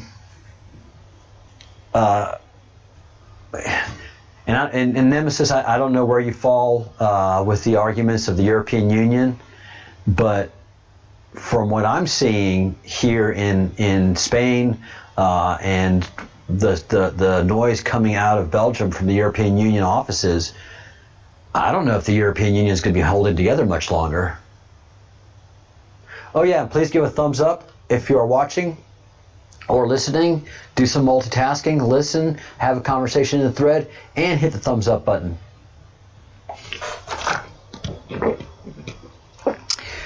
Well, Michelle Wise did not mince words. EU is dead. I really think so. The Nordic countries are not happy, and the money that the EU is asking for the budget, none of the countries are willing to pay for it. They can't get a budget going. And the whole coronavirus thing has the country's leaders not liking each other. So, the whole we're one family, European Union, especially during Brexit. As long as you have one common enemy, it's easy to be a group. But when you lose the common enemy, then you have to find a new enemy. That's kind of how people work. And so the infighting has started. Now that Brexit's gone, they can't, now that England's no longer, or that Great Britain's no longer there to get kicked around, the infighting has started. And the southern countries never have agreed to, the northern countries, the prudent, prudish, fiscally conservative, overly hardworking northern countries just do not agree to the lifestyles and the way that the southern countries in Europe do business. I mean, Spain is just so lackadaisical, mañana. We're just not an efficient country. We're not, man.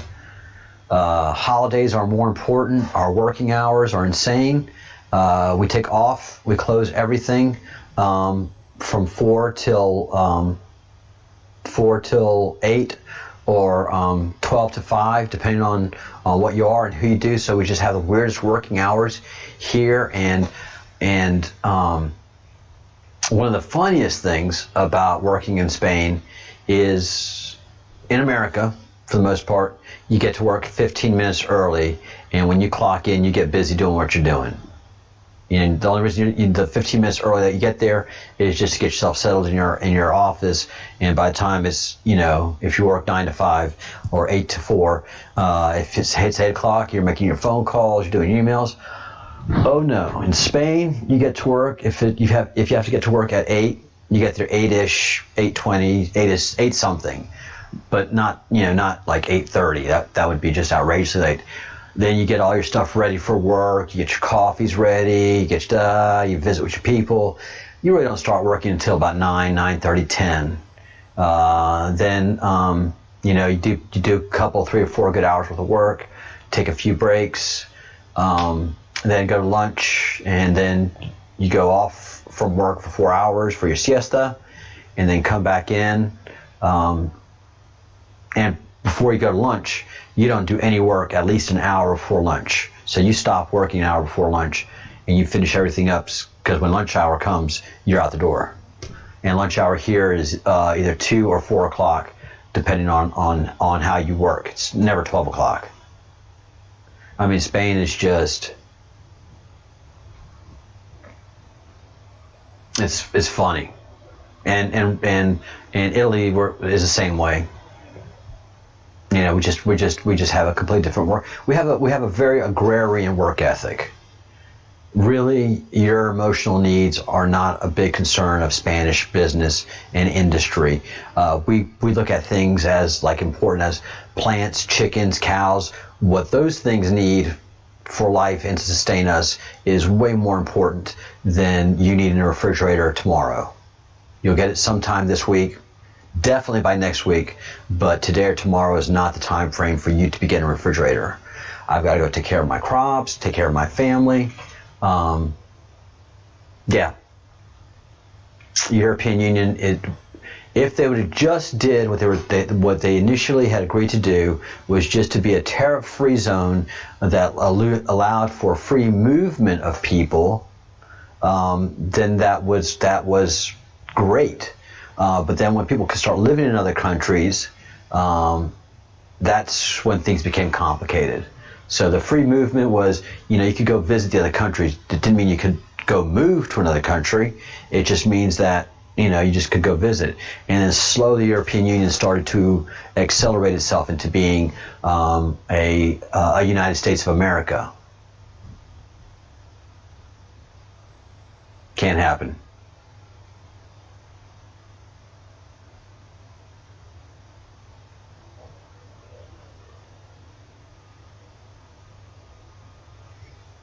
Yeah, the Irish backstop.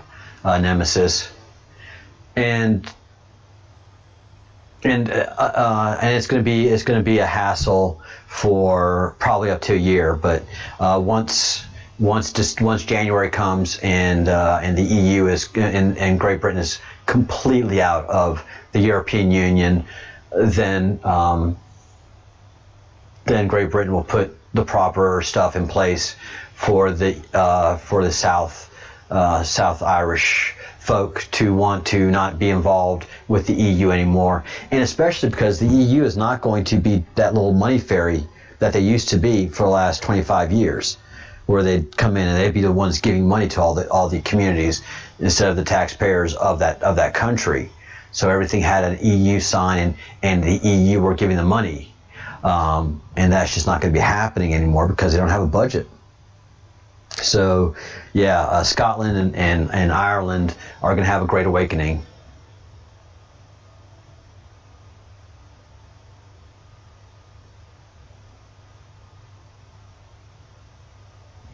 The EU was a stepping stone to the one world government.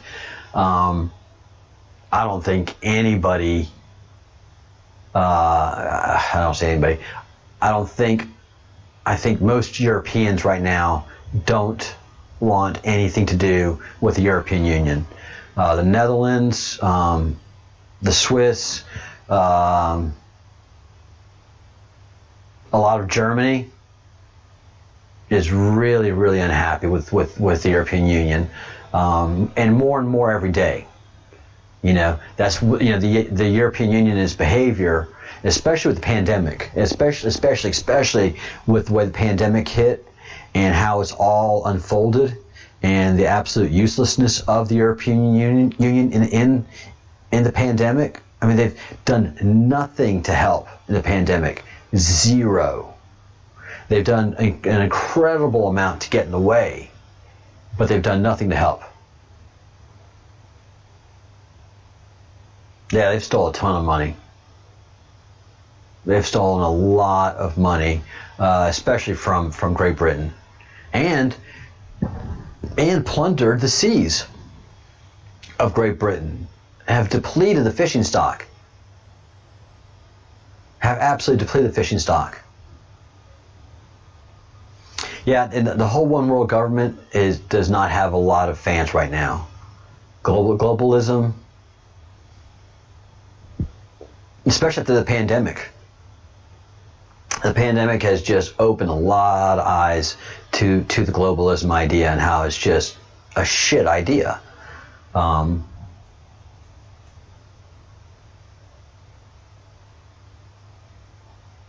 absolutely. And they're still that way. They're still, if you tune into some of the EU meetings, Gilders Verhofstadt is yelling at them, saying this EU project is over, and Italy and the Netherlands and a lot of the French ministers of parliament, or the European Union ministers, whatever they're called, are just telling the European Union you're a failed exercise. You're a failed experiment.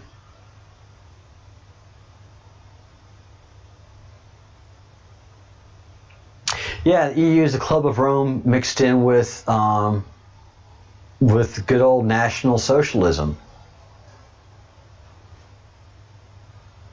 It's Rome and Germany, quite frankly. And Germany really is the biggest controlling influence in the European Union, and all they talk about is globalism socialism rather than nationalism socialism, but it's the same principle. It's the same Marxist central planning ideology that Germany they love centralized planning. I don't know what it is about the Germans, but they just love them some centralized planning. And so their prime minister, who's just the worst, has just been all about that globalism. Angela Merkel. She's all about that globalism, all about that central planning.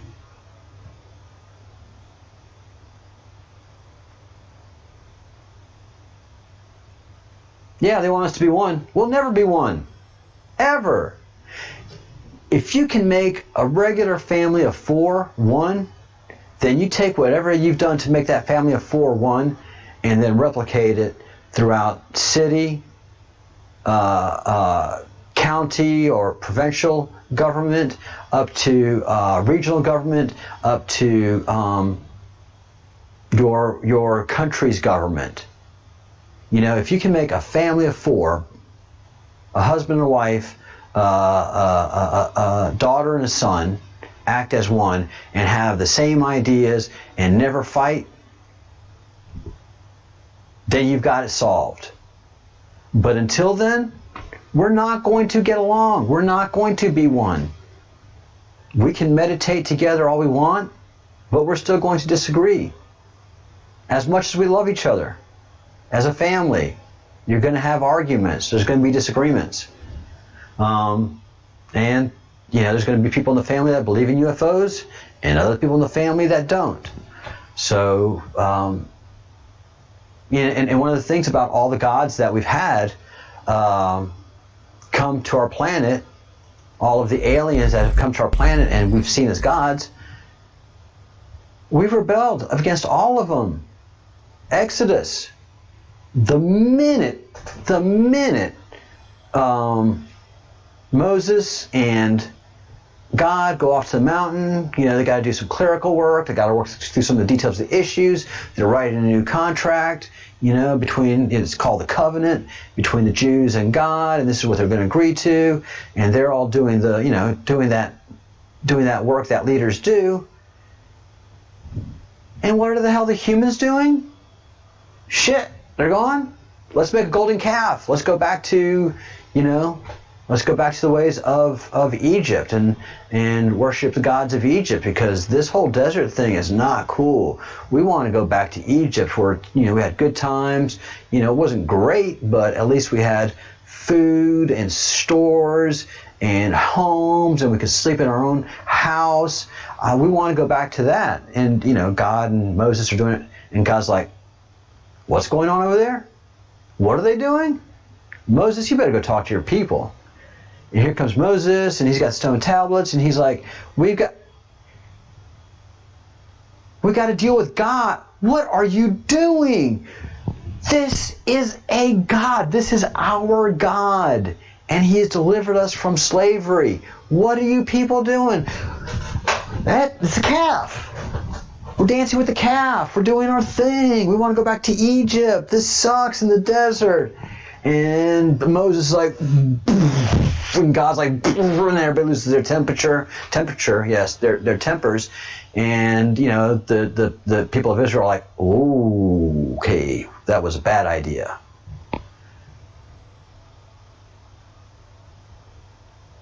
I don't know if, I don't think they got to see the eclipse. I haven't talked to Partha today, and I got some notes from Angel today, so I don't think so. I don't think India was in the path of the eclipse. One of my students in Asia, in China, in South China, saw it. And so that was pretty cool. He was very impressed, and he said, yes, it looked like a ring of fire.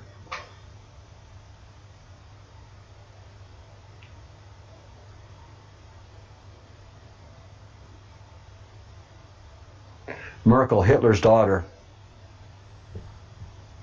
If not genetically speaking, ideologically speaking, clearly. I mean, she just views herself as a superior.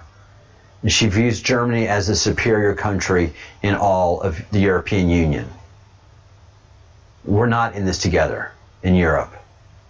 We are not in this together. If you're going to join as a country like America, America's kind of in it together. Yeah, we have all 50 states, but right now, with Antifa, it's American against anti-American. In Europe, you just don't have that. Every country's on its own. And the European Union is just an ideological and a financial bloodsucker and money sucker. And most Europeans have no clue as to what the European Union does. There's no reporting on it.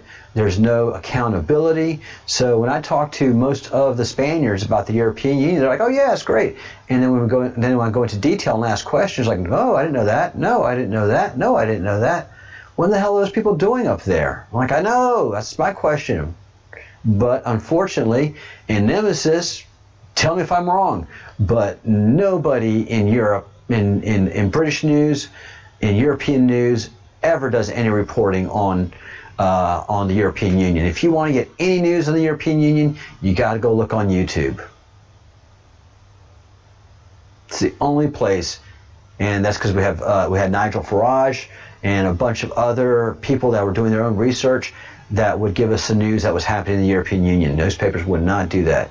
And if there's anything about the EU newspapers, it was glowing. But definitely don't see what we're really doing. Look at all the money we're giving you guys.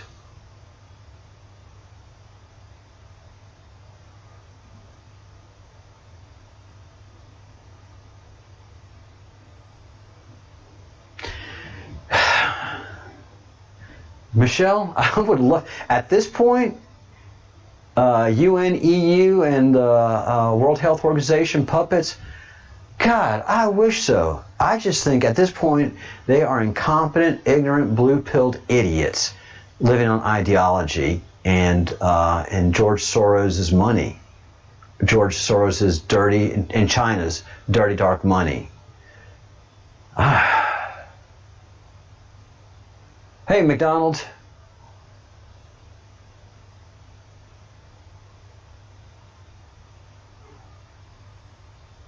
Yeah, I do. Here, let me give you Breadcrumbs Project Twitter handle.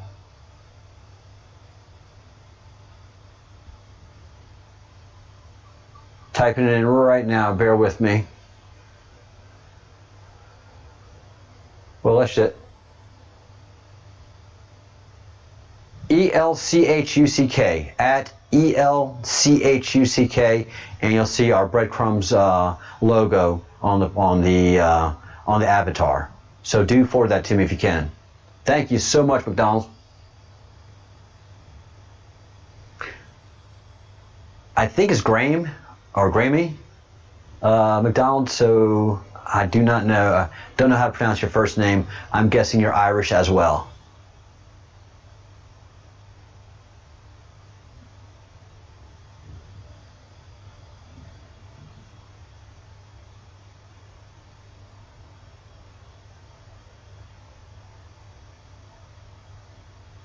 Oh yeah, UN is definitely on the list. And it's not just the Americans anymore either. There's several countries that are looking at the World Health Organization and at the UN, and they're not happy with what they've been seeing, nor what they're paying for. So there are a lot of countries that are going to start taking a long look. And look, President Trump fired a big old shot over Angela Merkel's bow by taking 10,000 troops out of Germany and moving them to Poland. That was very embarrassing to Angela Merkel. And why did President Trump do that? Because Germany, no country is paying their NATO dues. A lot of countries did step up and pay some more, but the one that's really not paying and getting a lot of benefit from it is Germany. And Trump and Merkel are having their pissing contest, and I'm sorry, Angela thinks she's so much smarter than Donald Trump. She's not. She's a bureaucrat. She's a pure politician. Trump is a billionaire, a world-renowned businessman that runs circles around Angela Merkel. So yeah, there's going to be a drawdown of troops out of Germany, and we're going to move them around to places that are friendly to the United States of America. Sorry, that's the way geopolitical work.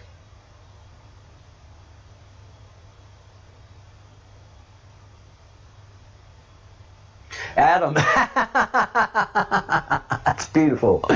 Politics is the art of looking for trouble, finding it whether it exists or not, diagnosing it incorrectly and applying the wrong remedy and never following up on whether the remedy is working inappropriately or not. That's the final part of your very brilliant observation, is there's no follow-up, there's no analysis of whether the programs we're doing are actually doing good or bad in any government. There's no analysis. There's no looking at the effectiveness of government because it knows it's ineffective. Michelle, I think we have either 4 or 6 bases. I think they're all Air Force bases. Adam, your words are being stolen right now, man. If you don't have a copyright to that, you better get after it. And George also asked President Trump about reports of UFO sightings, and the president, for the first time, spoke about being briefed on this subject. Adam, you're being robbed blind. We know we disagree about that. We have a whole day ahead to go. Sorry about that, guys. So,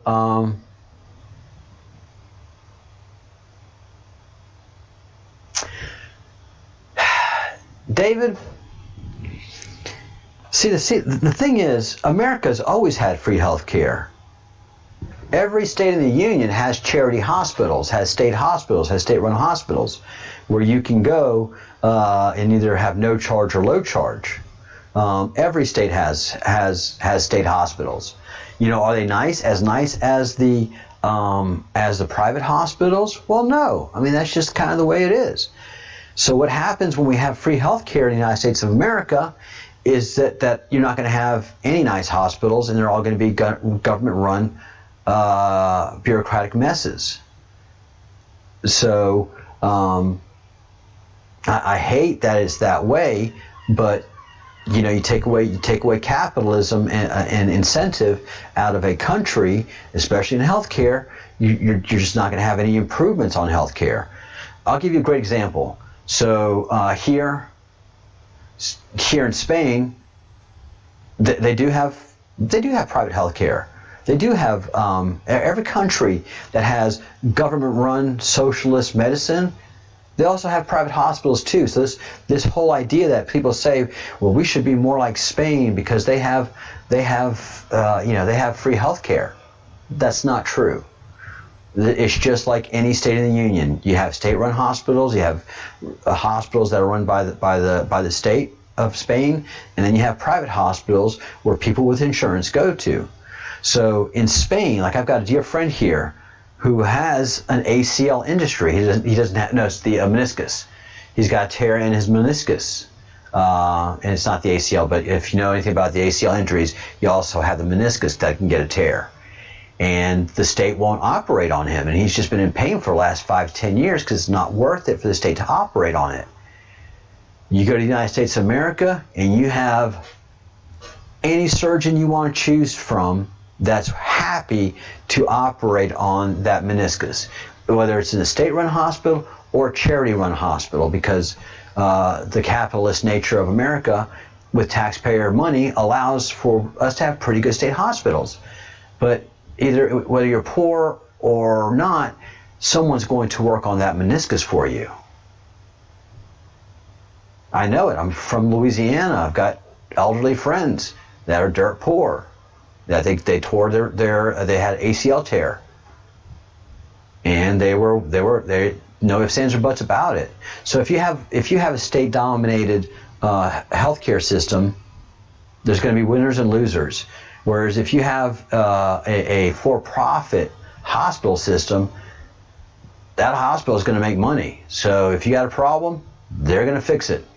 Either they're going to charge you, the insurance company, or the state for it.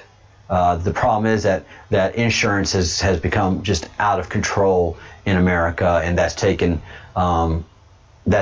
the relationship away from the individual patient and given it to the healthcare industry, and so there's no relationship between the provider and the patient anymore. The relationship is between the provider and the insurance company and what the insurance company is willing to pay.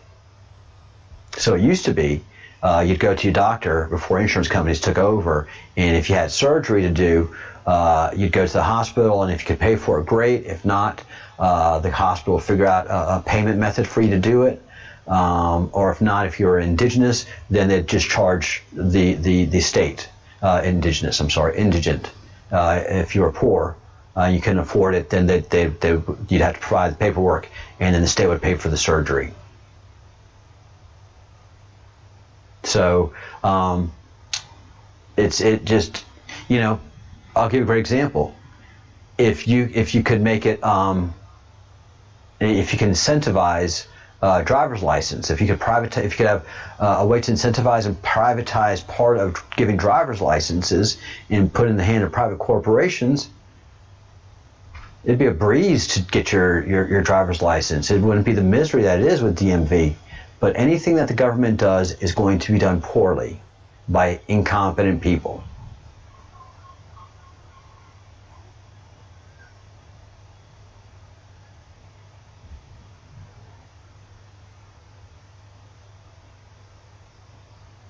Yeah, we're humans.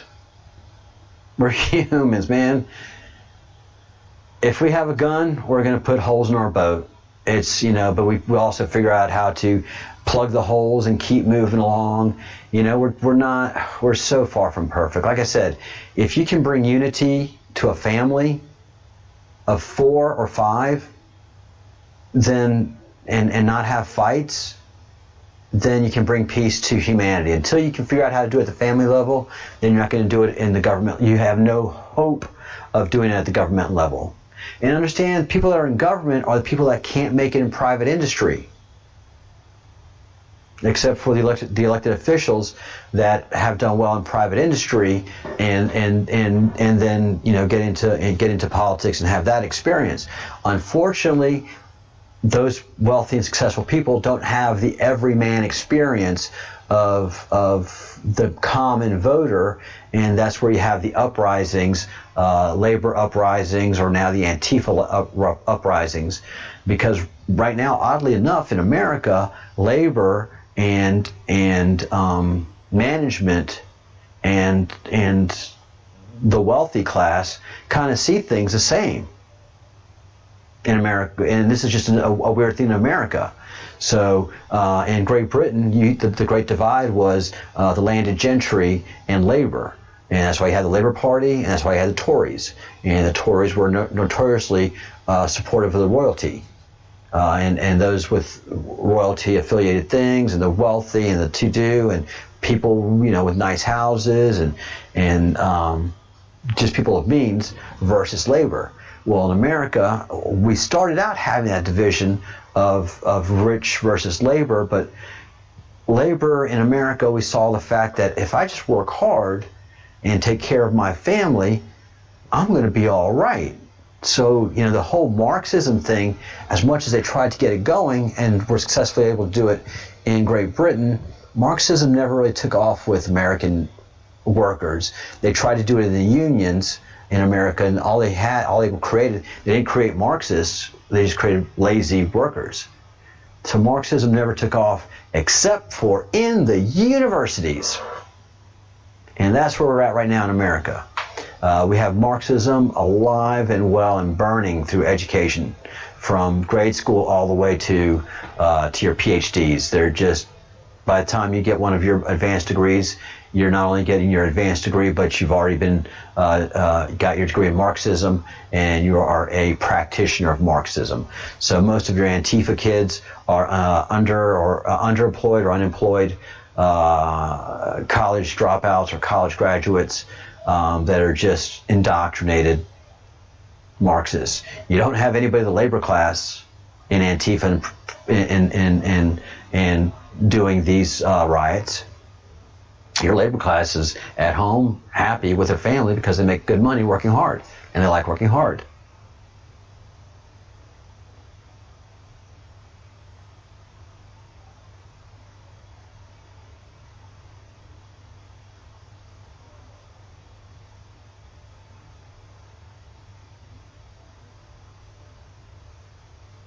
Oh, I don't Twitter, David.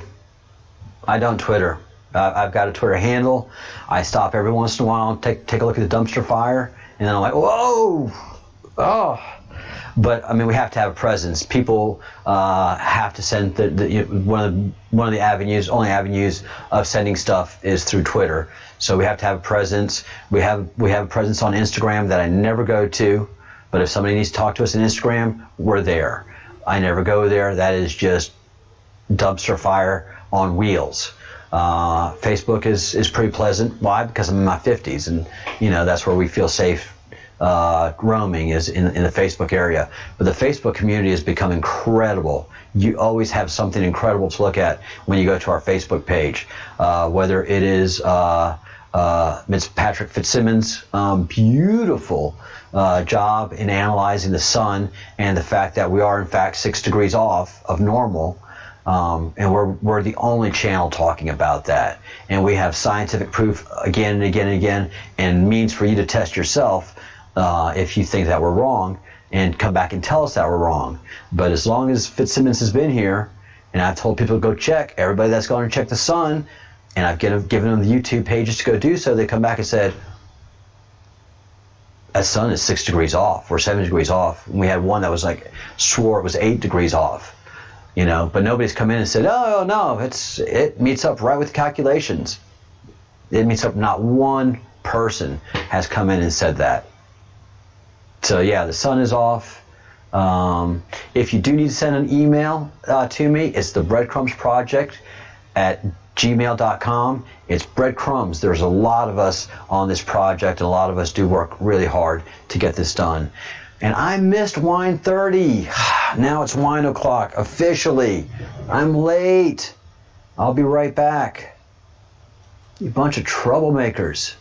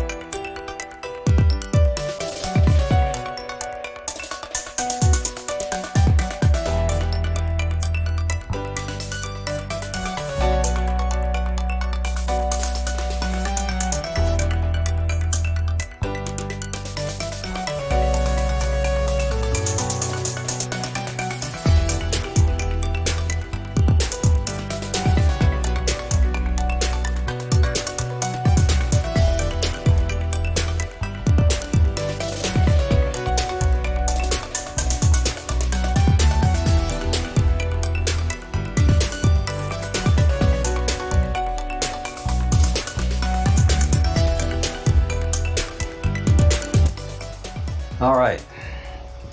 Yes, it is now wine 06, and I'm definitely late for my wine o'clock meeting.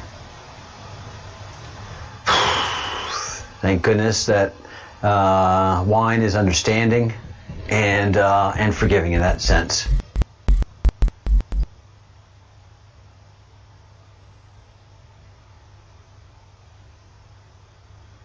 Let's see.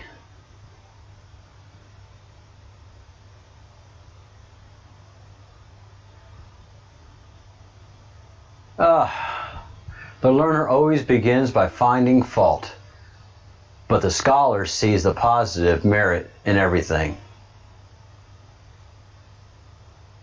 Good point, Adam. You're dropping some gems, man. Adam, version 2.0. Much better than Atom version 1.0, 1.2, and 1.5, 1.8.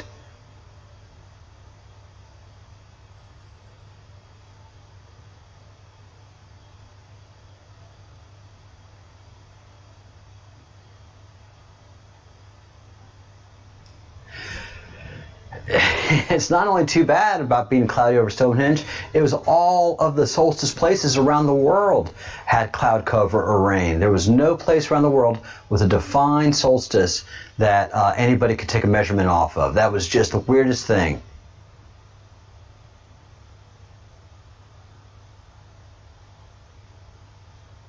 Man, good luck someone trying to harm a Cocker Spaniel. They're fucking mean, man. They're nice, but Cockers go nuts. If they get mad at you, if they fight, Cocker Spaniels love to fight, man. They go nuts.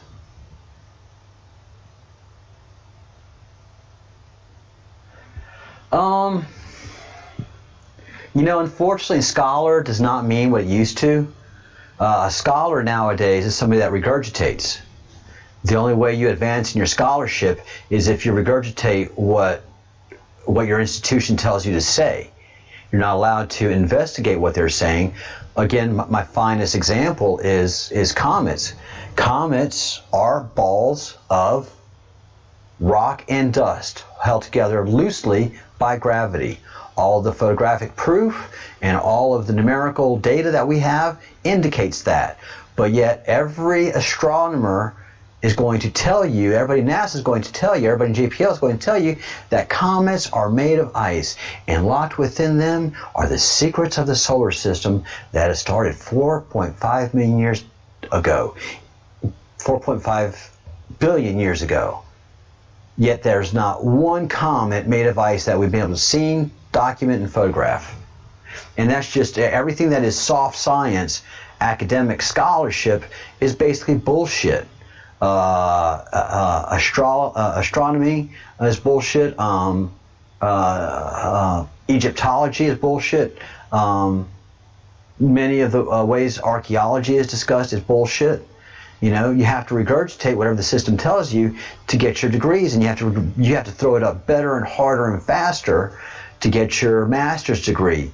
And if you're going to be a PhD in our system, you got to throw up everything that anybody's ever told you and ignore everything that you see by your own eyes, which goes against what you believe. That's how evolution has been able to stay in the academic system, even though there is not one single bit of proof of evolution. There's thousands and thousands and thousands and thousands of reams of proof against evolution and for genetic manipulation. I'm glad we're like a family again. This feels so much better. Thank y'all very much for being here and participating in the Breadcrumbs Project. We have some changes coming up that I'm excited about. We're going to grow the channel. We're going to improve on things and really get out there and interact with other channels as well, because I think we have a lot to say and we have a lot to prove and we have a lot to talk about. And by I mean a lot to prove. I mean, some of the science that we talk about here isn't talked about in any other rooms, but we have proof, and we have, as they like to say in the millennial generation, we have the receipts to be able to discuss the scientific ideas that we have. So, thank you everybody so much. This is the Schumann from several days ago, and it has the Q in there. So thank you for whoever's generating the Schumann for giving that shout out to the Q.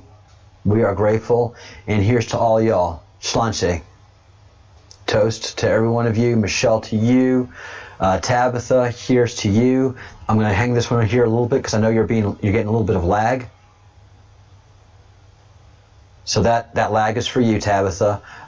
Sweets, cheers to you. Kate, definitely Alchemy Artist, a very big toast to you. David C., here's to you. Mud in your eye, brother.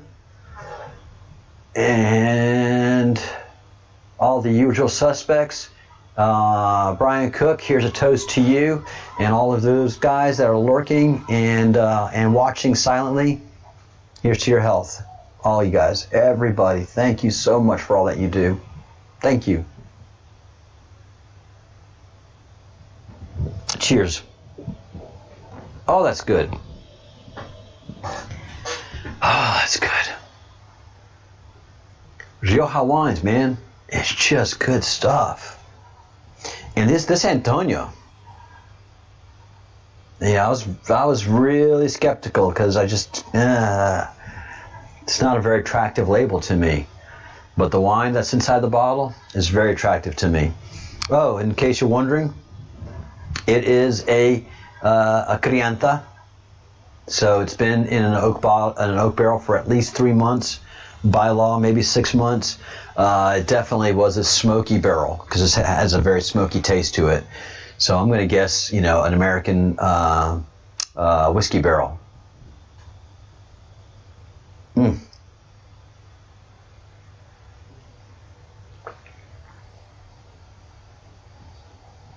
Yes, Michelle, you should. Kate, I'm guessing that you are enjoying a gin and tonic right about now. Nemesis, I'm feeling that is beer 30 for you, or at least beer 13 for you.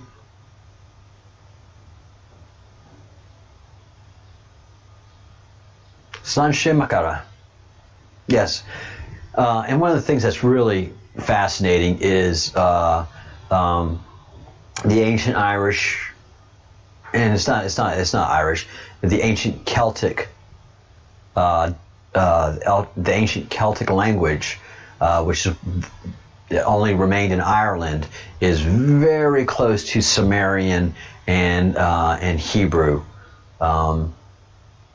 So at one time, the whole world spoke the same language until the Tower of Babel hit, and then God's like, all y'all are just going to argue with each other for the rest of the time that I choose you to be arguing with each other, until we get to raise that frequency and get into the golden age. But until then, y'all going to argue with each other. Oh yeah, you're not going to get along. Nope. That's what the curse of knowing good and evil. Cain kills Abel, and then you throw in the Tower of Babel, and God's just like, no, you are not going to get along.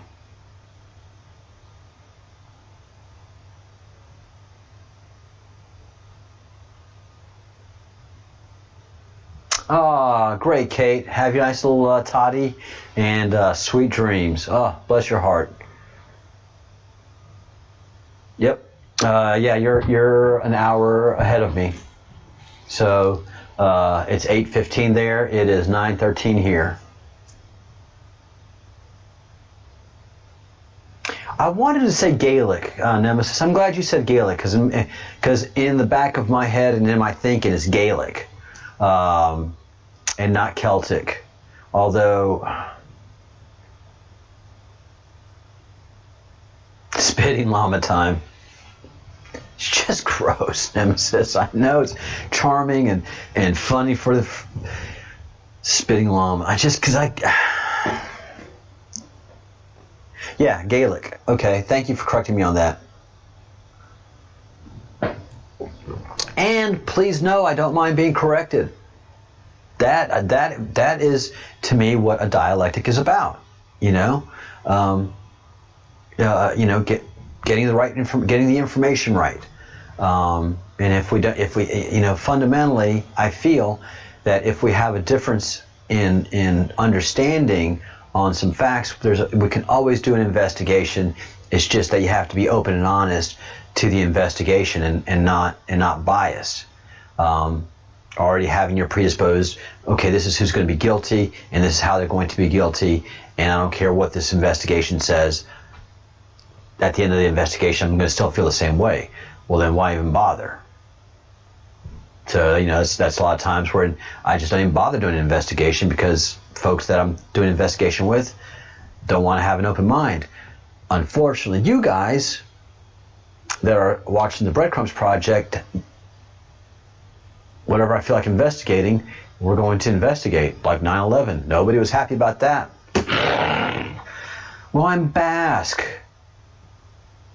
You know, that's part of being Basque. Part of being Irish is if you don't agree with me, well, we're just going to fight about it.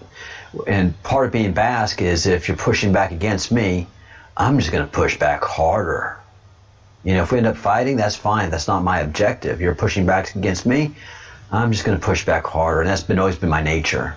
And because my ability to push back has always been like I ground myself in truth when I'm pushing back against what is hitting me. And you know, if that truth is the real truth or not is the truth that I'm subscribing to at the time.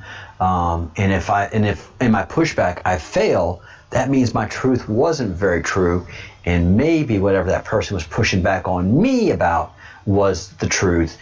And that's how I like to do a dialectic. So a lot of times when somebody pushes back on me, I maybe push back on them, but I think about it a little while, and if their information really is good and solid, I'll change my mind happily. Sweet dreams, Kate.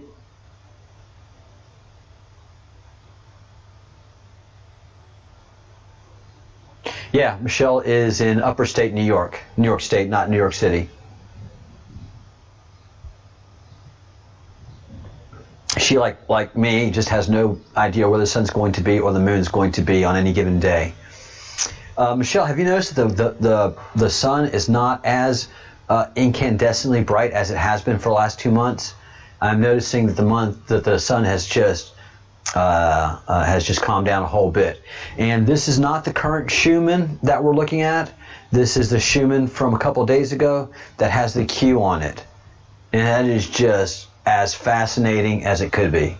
It is right here and as obvious as you'd like. The Q.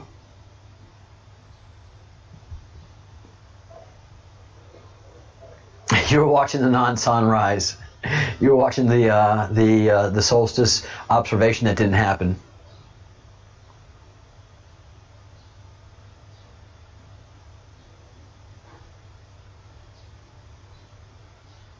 Yeah. If I was disturbed by this Antonio label, which is so basic, black and white, and really just doesn't, you know, as a wine drinker, doesn't grab you, Spitting Llama and Drunken Donkeys are not labels that are going to entice me to drink beer, as crafty as it might be. But I get it, it's funny, and if I was a beer drinker in Ireland, I'd probably be up on the Spitting Llama too.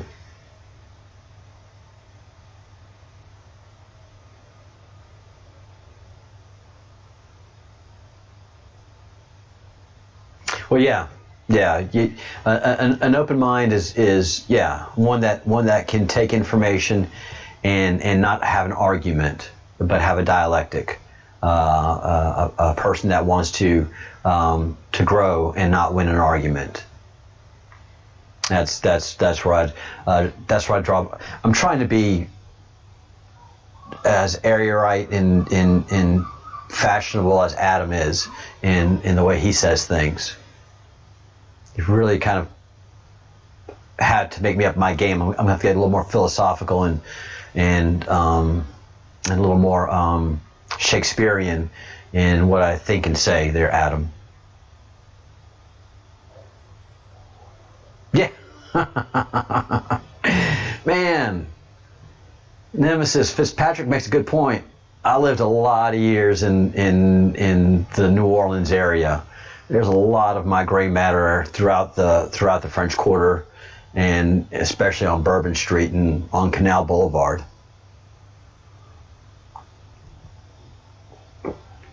And usually the gray matter that fell on the floor in New Orleans, I left it there. I didn't pick that stuff back up.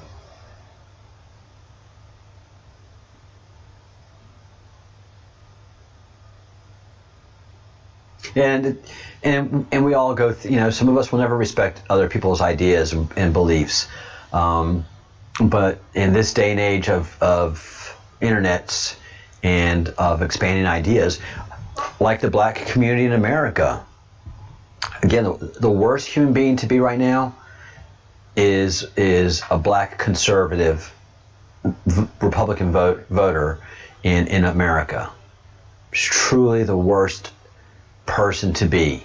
Those people that are that are out in the open saying that they're conservative Republicans and they're black, those are some of the bravest people that you will ever want to know, because they are being hated upon by the people that share their skin.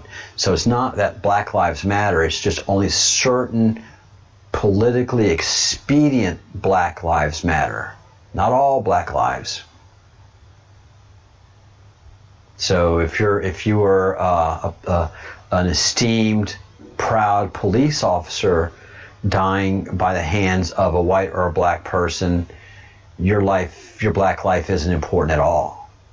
But if you're a criminal resisting arrest and die at the hands of your own decisions, then your black life matters.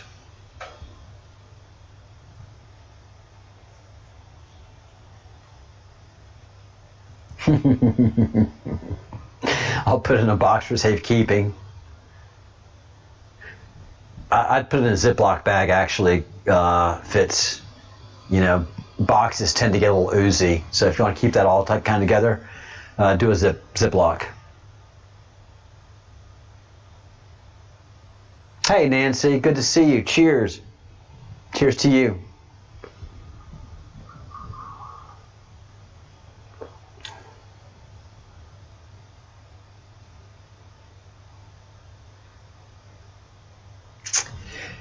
Now, Nemesis, I will have to admit that I do have a little bit of thing in me about ego, and I do have a big need to feel to be right about things. I do have a problem with that. That I need to feel that I'm right about that. But it's not an ego-driven thing. It is, and it is ego-driven. But in all of my professional capacities, I have to be right.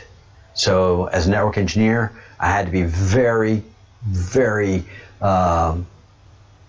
established in my understanding of information technology and of networks and of computer systems and of servers and cabling, fiber optic cabling, regular network cabling. I had to know all of that, because if something went wrong, my brain had to figure out within seconds where to start looking. So I had to be pretty arrogant about my computer and network knowledge to be able to troubleshoot a problem really fast and then start to go looking, because the longer a network gets down, the longer network is down, the exponentially matter everybody that's on the network is. So if the network is down 5 minutes, people are cool with it. The network's down for 20 minutes, people are starting to get bothered. Down 30 minutes, people are getting pissed. The network's down for an hour, everybody on the network has lost their mind in anger, because they've all lost an hour's worth of work, and they're all just sitting looking at the computer and talking to each other. And that's the worst feeling in the world to have, man. That is the worst feeling in the world to have. So, and I've always been very good at my work, and have never had a network down longer than 3 hours. Any major network. And the reason that this one network was down for 3 hours is because we didn't have the equipment to replace it with. So Cisco had to fly a piece of equipment from California, from San Diego, California, put it on a plane, put the part, give it to a taxi driver, call a taxi, have that taxi driver go to the airport, deliver it to a gate agent who is waiting for the piece of equipment. The gate agent takes the piece of equipment, takes it directly, hand carries it onto the concourse, and gives it to the person that is loading the plane. All of this stuff is being signed off on, and that piece of hardware has to get to me within 4 hours contractually. And this piece of hardware got to me in 3 hours. I was able to reprogram it in 10 minutes, get it up into the network and running, and before 4 hours, it was up and running. The good news was that it was on a weekend, and it was like at 2 o'clock in the morning, so there was nobody freaking out, just my management team. And if anybody's been on any big networks, the funniest thing is that the management team is on one conference call, one bridge call, yelling at each other, freaking out, not knowing what's going on, and only getting updates from the technical bridge call. And there's one project manager that interfaces with these two, the management team and the technical team, because the technical team has to work these shit out and can't have any managers freaking out, asking silly questions, and us trying to educate them. And as managers are, well, you don't really know what you're saying. You know what? We're technical. We'll handle it. So that's always been really interesting to me. The bigger your network gets up, the more distance there is between the management team and the technical team, because the management team is just arrogant and condescending and thinking they're hot shit, when your technical team is really hot shit. So it's always been fascinating to me, that part of the process. And in politics, it was the same way. I had, as an aide, as a trusted aide, as someone that could be told secrets, and I keep those secrets. Whenever a question was asked of me, especially advice, I had to give some pretty well established advice and opinions, and sometimes, there'd be disagreement, but always I generated the respect from whoever I worked for, because whatever I was saying was pretty damn good. So it's been always my point in life to be as right as possible all the time, and I suffer a lot of embarrassment when I am wrong, but I try to pull myself up to the bootstraps and get right back into the fight. So that's why the Breadcrumbs Project is as it is. That's why I don't mind taking on complex, difficult, and many issues that most people would rather not talk about. Spiritual matters, political matters, supporting Trump, things that most people just don't want to. I don't mind doing it, and I can bring a lot of experience to the table to justify why I say the things I do and act the way I do.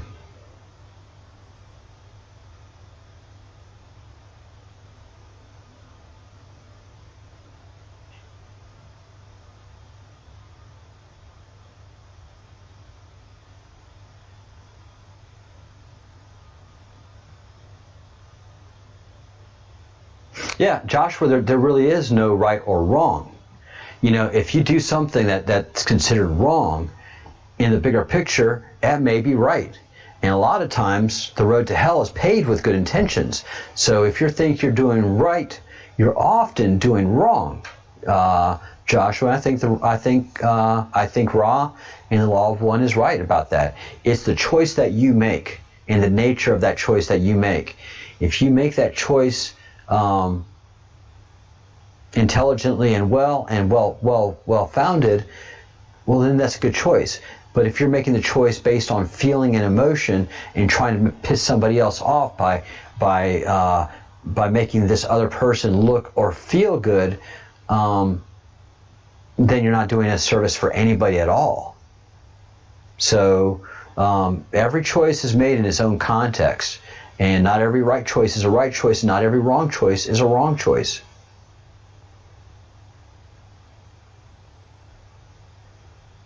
Experience, choice, and vibration. Yeah, life was designed to be complex. Tower of Babel. Thank you, Joshua. Cheers. Toast to you.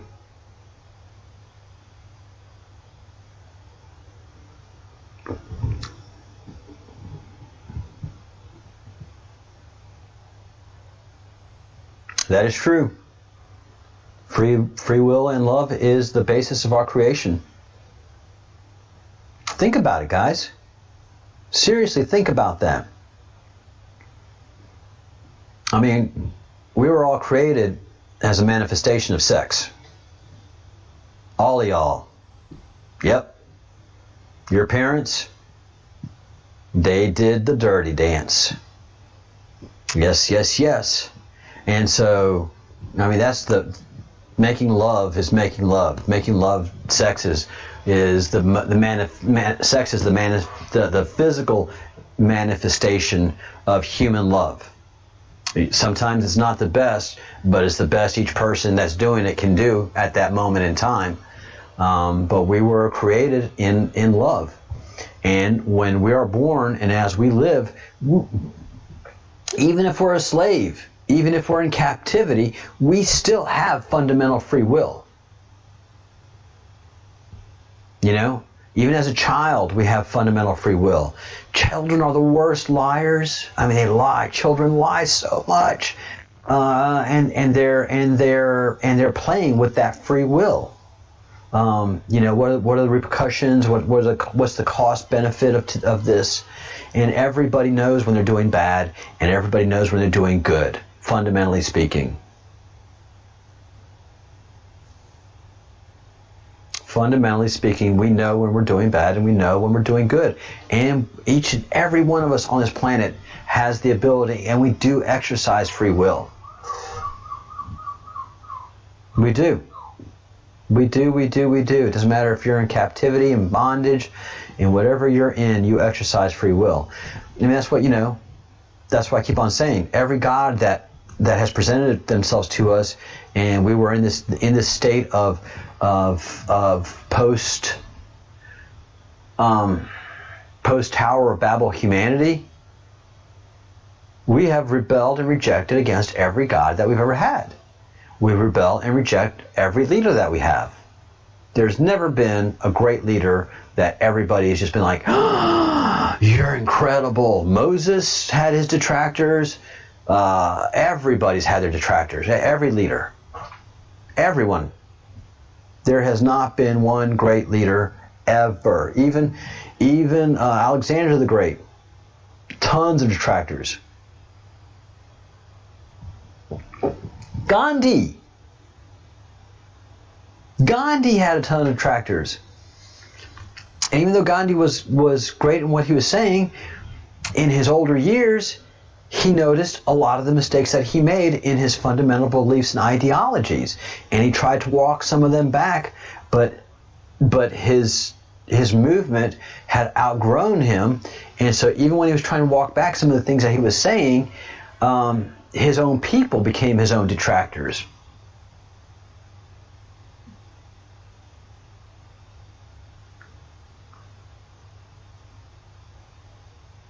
Wow, Graham, that's very interesting.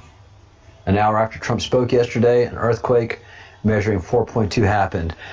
I didn't get a chance to see Trump's speech, but I just saw a bunch of people talking on Facebook, and they said he was hilarious.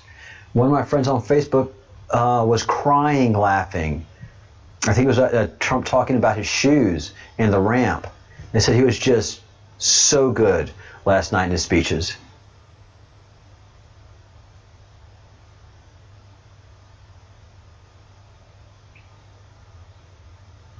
Oh no, Nemesis, that's not a 4.2 is not a Trump earthquake. Trump is going to have the greatest earthquake of them all. Trump earthquakes are the biggest earthquakes ever. The Trump earthquake, I can't do a good Donald Trump. The Trump earthquake's going to be huge. 4.2, that's not a Trump earthquake. A 5.0, that's not a Trump earthquake. You want an 8.0, you want a 9, you want a Trump earthquake, it's a 10.0. The best, nothing but the best. If you're going to have a Trump label on that earthquake, it's going to be a 10.0. I don't do a good Trump.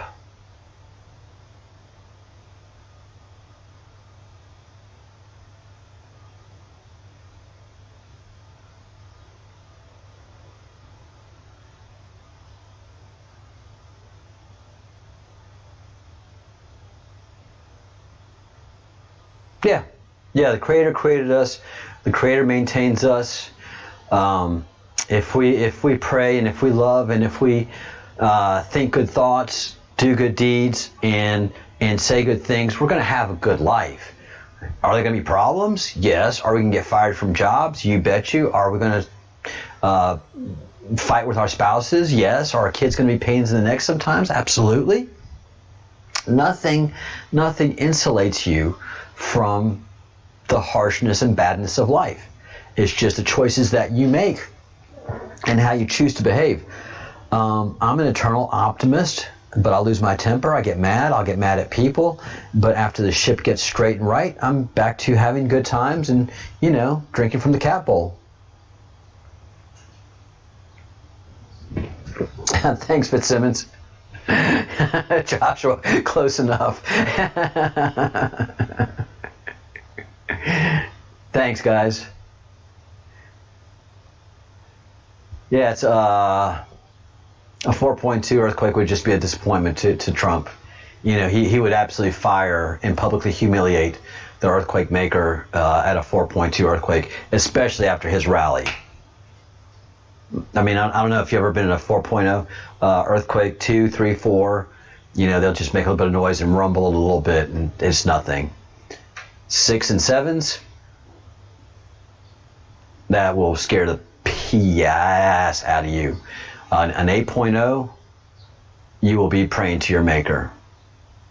Now, I think that the earthquake in Guatemala was either 7.9 or 8.2, depending on who you ask and who the measurement was.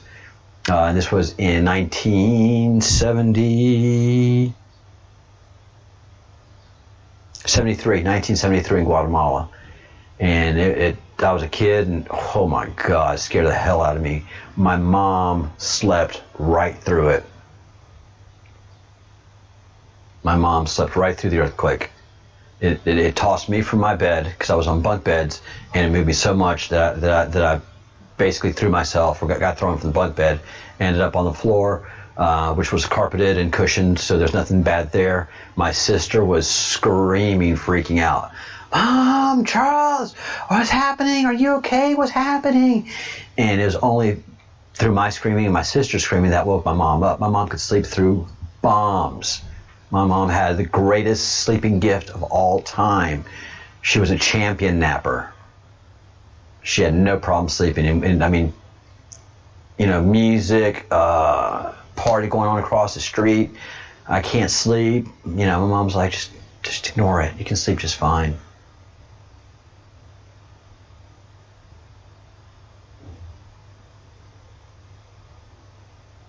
All right, earthquakes are underground bases being taken out by the white hats.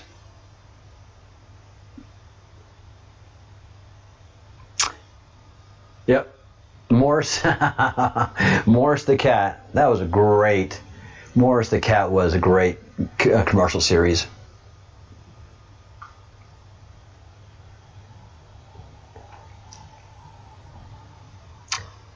Morris the cat, which was a 1980s, 1990s commercial character that was a finicky cat for cat food. And so he would come off as being arrogant and aloof, and it was just hysterical. And they basically gave an aloof voice to an orange tabby, and Morris was just the bomb. Meow Mix. Meow Mix cat food. Cat bowl does mean happiness.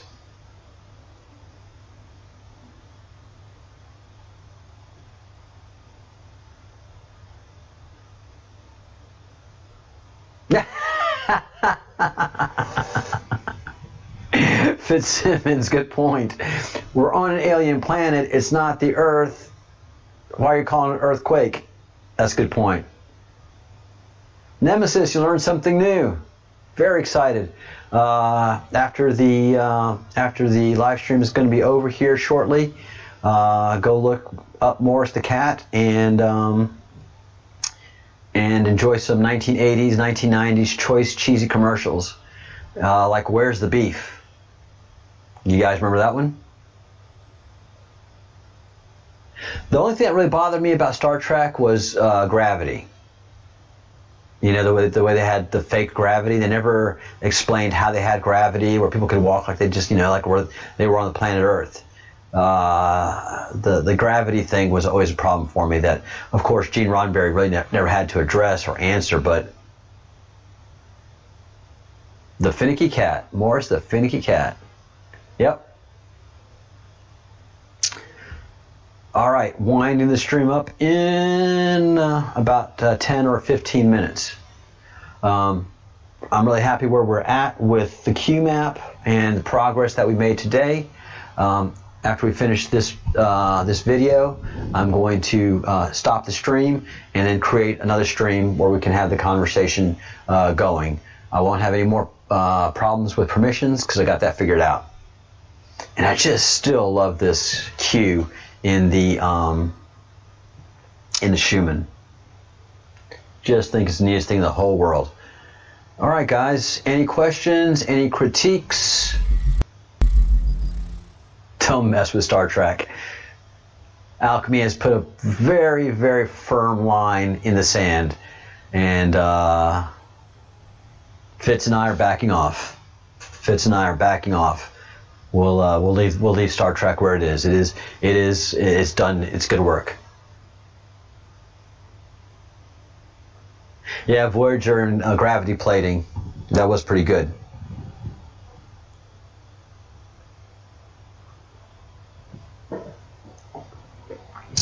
Oh, Morris is great. If you know Garfield, the cartoon Garfield Nemesis, basically that's a ripoff of Morris the cat.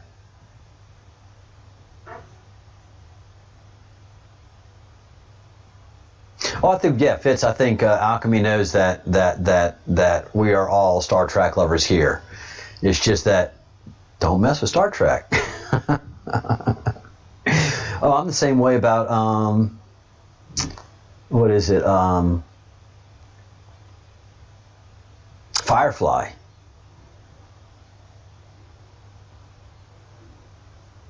Have a good night, Joshua. Give your family the kindest regards from your friends here at the Breadcrumbs Project. Have a great dinner. Bon appetit. So Garfield is basically a cartoon character of Morris the cat.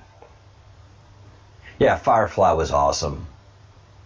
I mean, everything about Firefly was awesome. The script, the acting.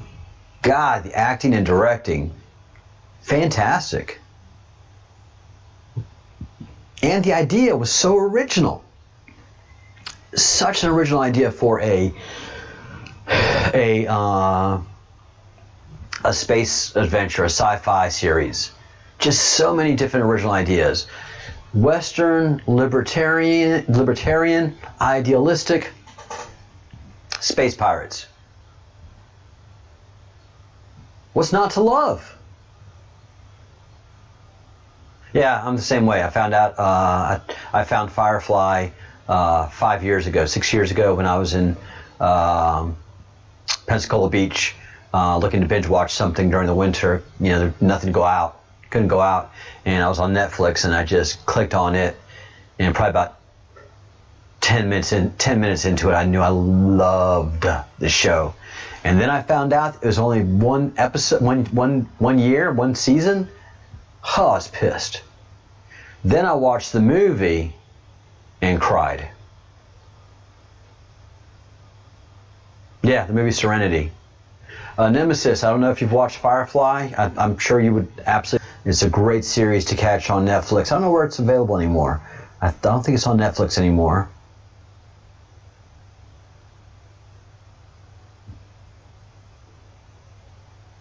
Yeah, the movie Serenity was just powerful, man. Very, very, very. The whole ending. Oh, the pilot. What's his name? What's the pilot's name?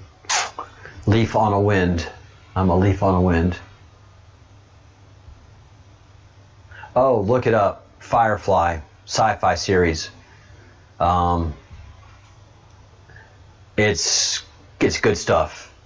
It's the last TV show that I've seen that had good writing, excellent acting, excellent directing, and great sets, believable sets, not green screen. Alchemy, definitely worth catching. Definitely worth watching Firefly. Fitzsimmons and I will go to the wall for this one. I've never referred Firefly to somebody and they say, oh, it kind of sucked. They either liked it or they're hooked on it. And I went to a Firefly convention when I was in Texas and watched Serenity in a theater with a bunch of other brown coats. And that was moving, man. See if you can find it, Nemesis. Definitely worth binge watching. Definitely worth binge watching.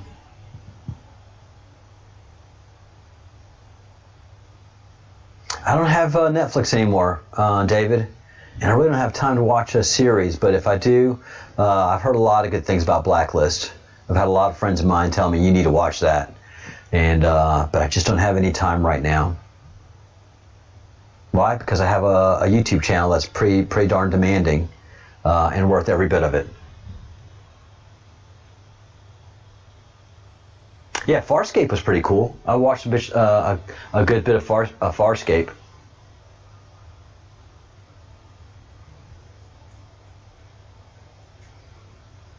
Yeah, it gets you. I mean, every episode, you know, it doesn't have the morality play. It doesn't have, you know, they teach you something at the end of each episode. Tough feelings, tough situations. A captain of a spaceship showing leadership. A captain of a ship showing leadership. It just cuts so many great lines.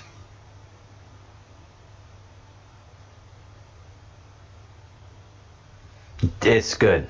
It is really, really, really, really good. They even have a hooker. Part of the crew is a hooker. Gorgeous hooker. Yeah, I know. I know. But it all works. I mean, it just worked so good. And it was so good that the Sci-Fi Channel didn't know what they had. The WB, all the people that saw it, that are not science fiction people, didn't understand what they had.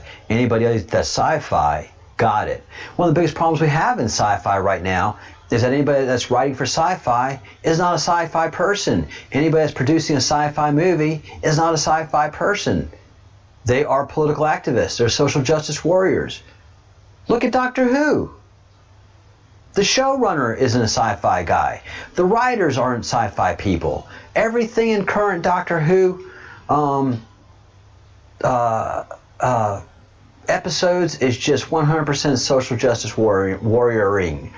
Weak acting, weak scripts, weak storylines, coming off of an incredible rebirth. Incredible rebirth. Stephen Moffat, dude is genius, both with what he did with Doctor Who and Matt Smith, and with the new Sherlock series with Cumberbatch. Effing brilliant stuff, man. And the next show writer is just Chibnall.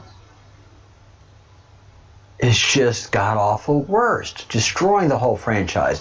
Not only that, he's destroying canon. One of the things that pisses anybody off, and that's probably what raised the cockles of alchemy artists with Star Trek, is I started talking about, you know, the gravity and a certain canon in Star Trek where you don't have to pay attention to.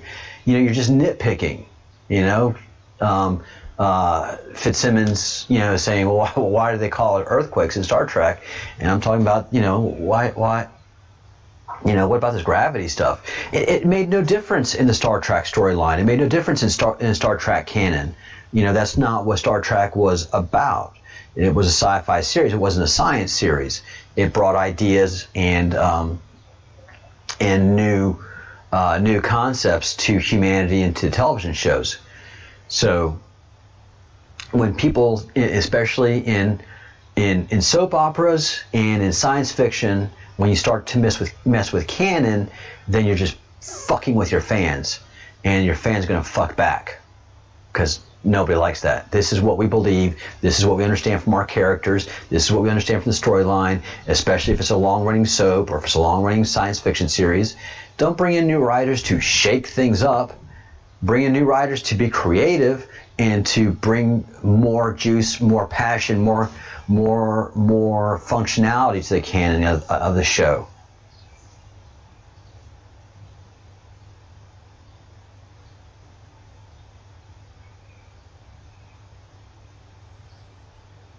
Oh, Krull. That was great. Krull's a great movie. Yeah, Arc 2 is a very kind of a cool show. Yes. It's corny, but it was cool. And the the makeup of the crew, very idealistic 70s, and the RV thing, that's badass.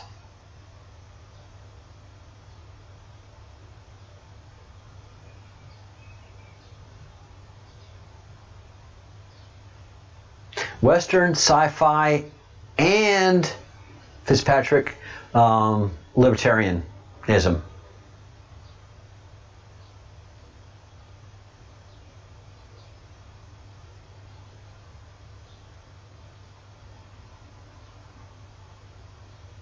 They have the Alchemist episode. That's true.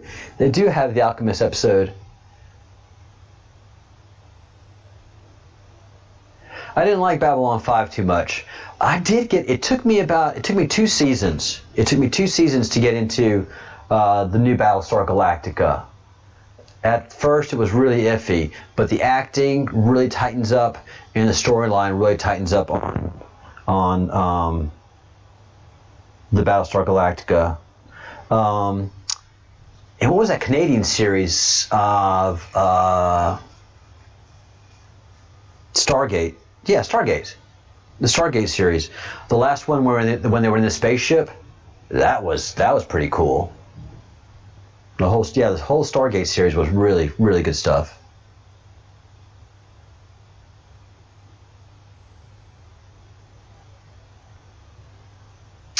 Liam Neeson, that's right. He sure did.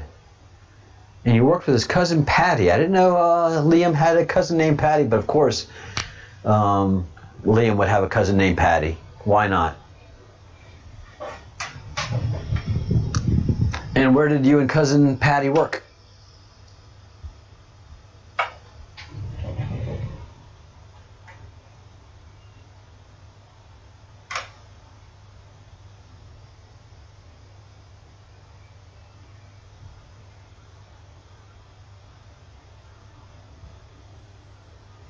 You've got some of the best star connections that I've ever known, Nemesis.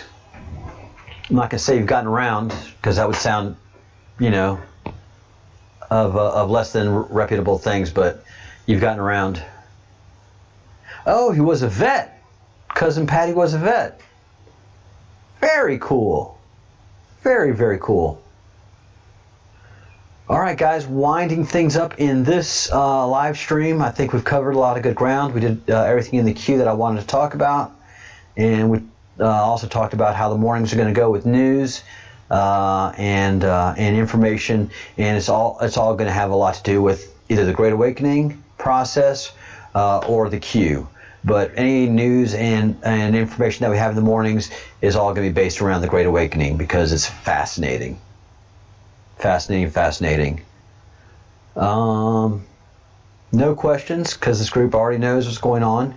So I'm going to wind this chat down and then open another one up for the evening. Just out of the road of Ballymena. Nemesis is going to be shocked to know this, but I really have no clue where Ballymena is. I'm going to guess it's in Ireland.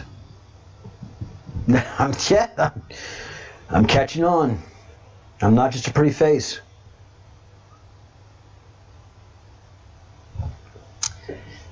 Fitzsimmons, thank you so much for your reporting. We're going to feature it again tomorrow morning.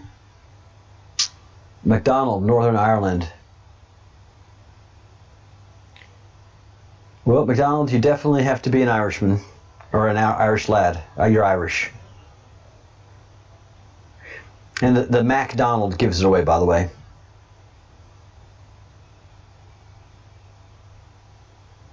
Oh, Space 1999. That's a great series, man. That was some good acting. Space 1999 was the bomb series. I mean, all of the actors and the storyline and the script and the ideas of Space 1999 was just brilliant.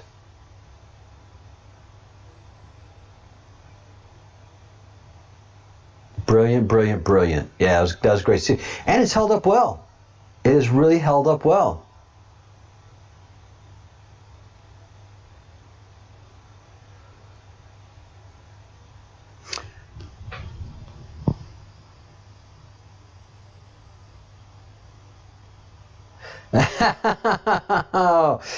Oh, Nemesis knew you were Scottish. I'm sorry, MacDonald. I forgot that you were Scots. So you're a good person for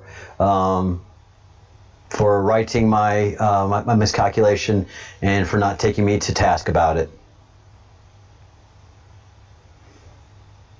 Yeah. Now, if I would have said, MacDonald, are you from London? Are you a London man?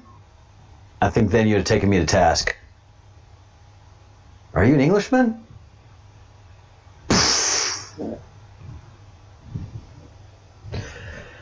By the way, the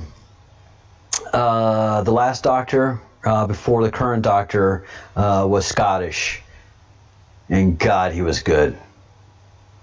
Because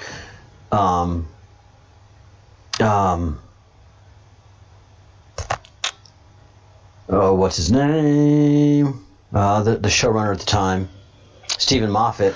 Stephen Moffat is Scottish, and God, I'm trying to remember the last Doctor's name, who's Scottish, so he could write for a Scotsman and who's got it, and just the jokes just didn't stop, man.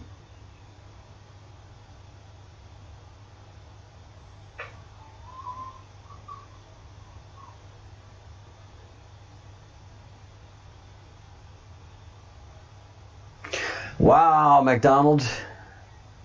Whew. That's very powerful. That is very powerful. The Union Jack means something to you.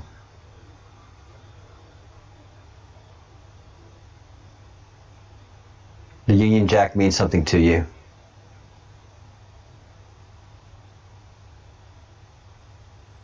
During the Troubles. The understatement of the millennia during the Troubles.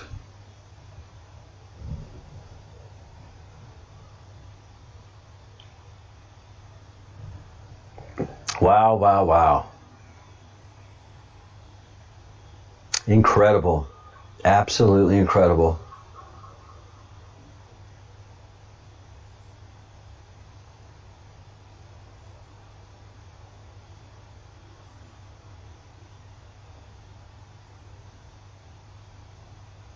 Fitzsimmons.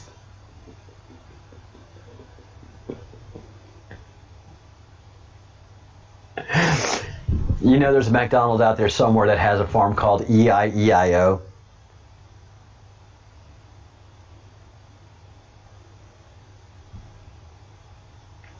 Many props, my man. From one soldier to another. Many, many, many, many props.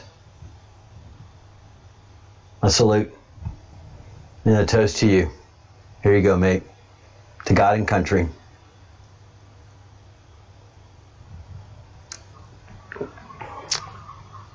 And troubles they were. And the troubles haven't ended. Just because all is quiet doesn't mean that troubles are over.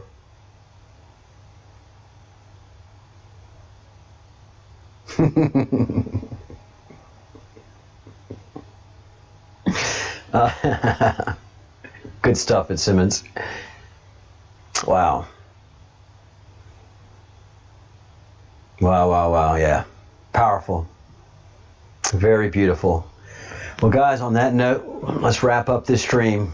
There are those of us who run from the fire and those of us who run to the fire. And yeah.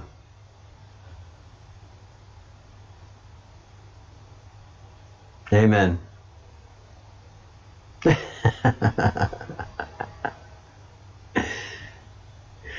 Yeah, the scars do run deep, Nemesis. And Fitzsimmons is of the order of the inappropriate joke at the most inappropriate time.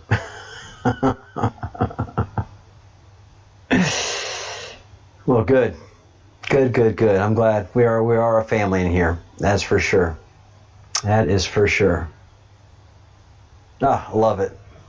Well, McDonald, one of these days we'll have to have a pint and tell some old war battle stories. Fitzpatrick says sorry. Never apologize for being inappropriate. Be proud, lad. Be proud.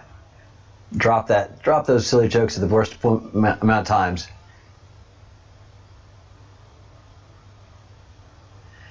Yeah. Rough time to be in, and going to war is one thing. Civil war is something entirely else, especially to someone that wears the uniform. That's why we're having such a hard time with it in America right now. We just can't grasp the concept of the Civil War that we're in right now. But civil wars are always not far away, and every country is just that close to it.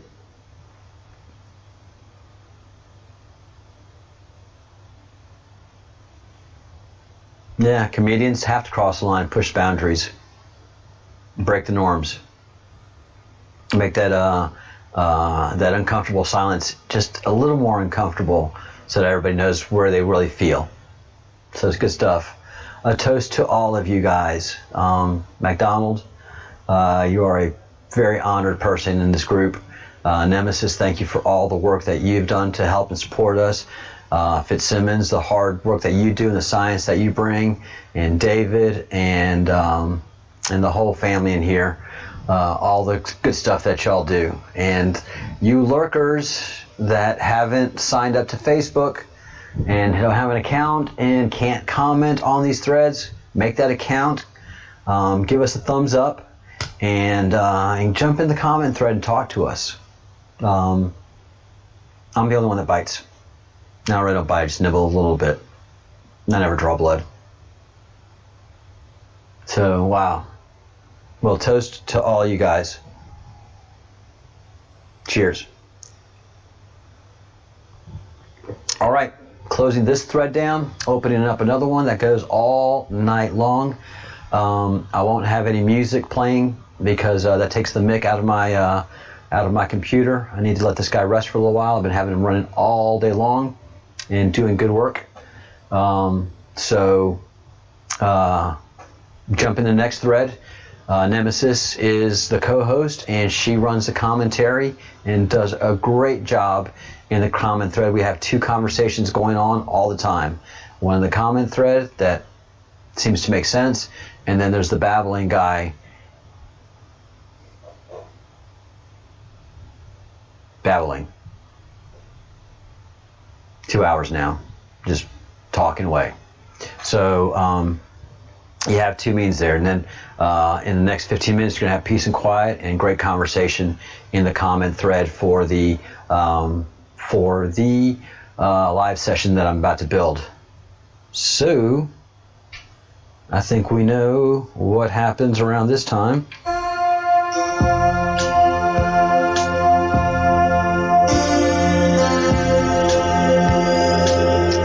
Theme song.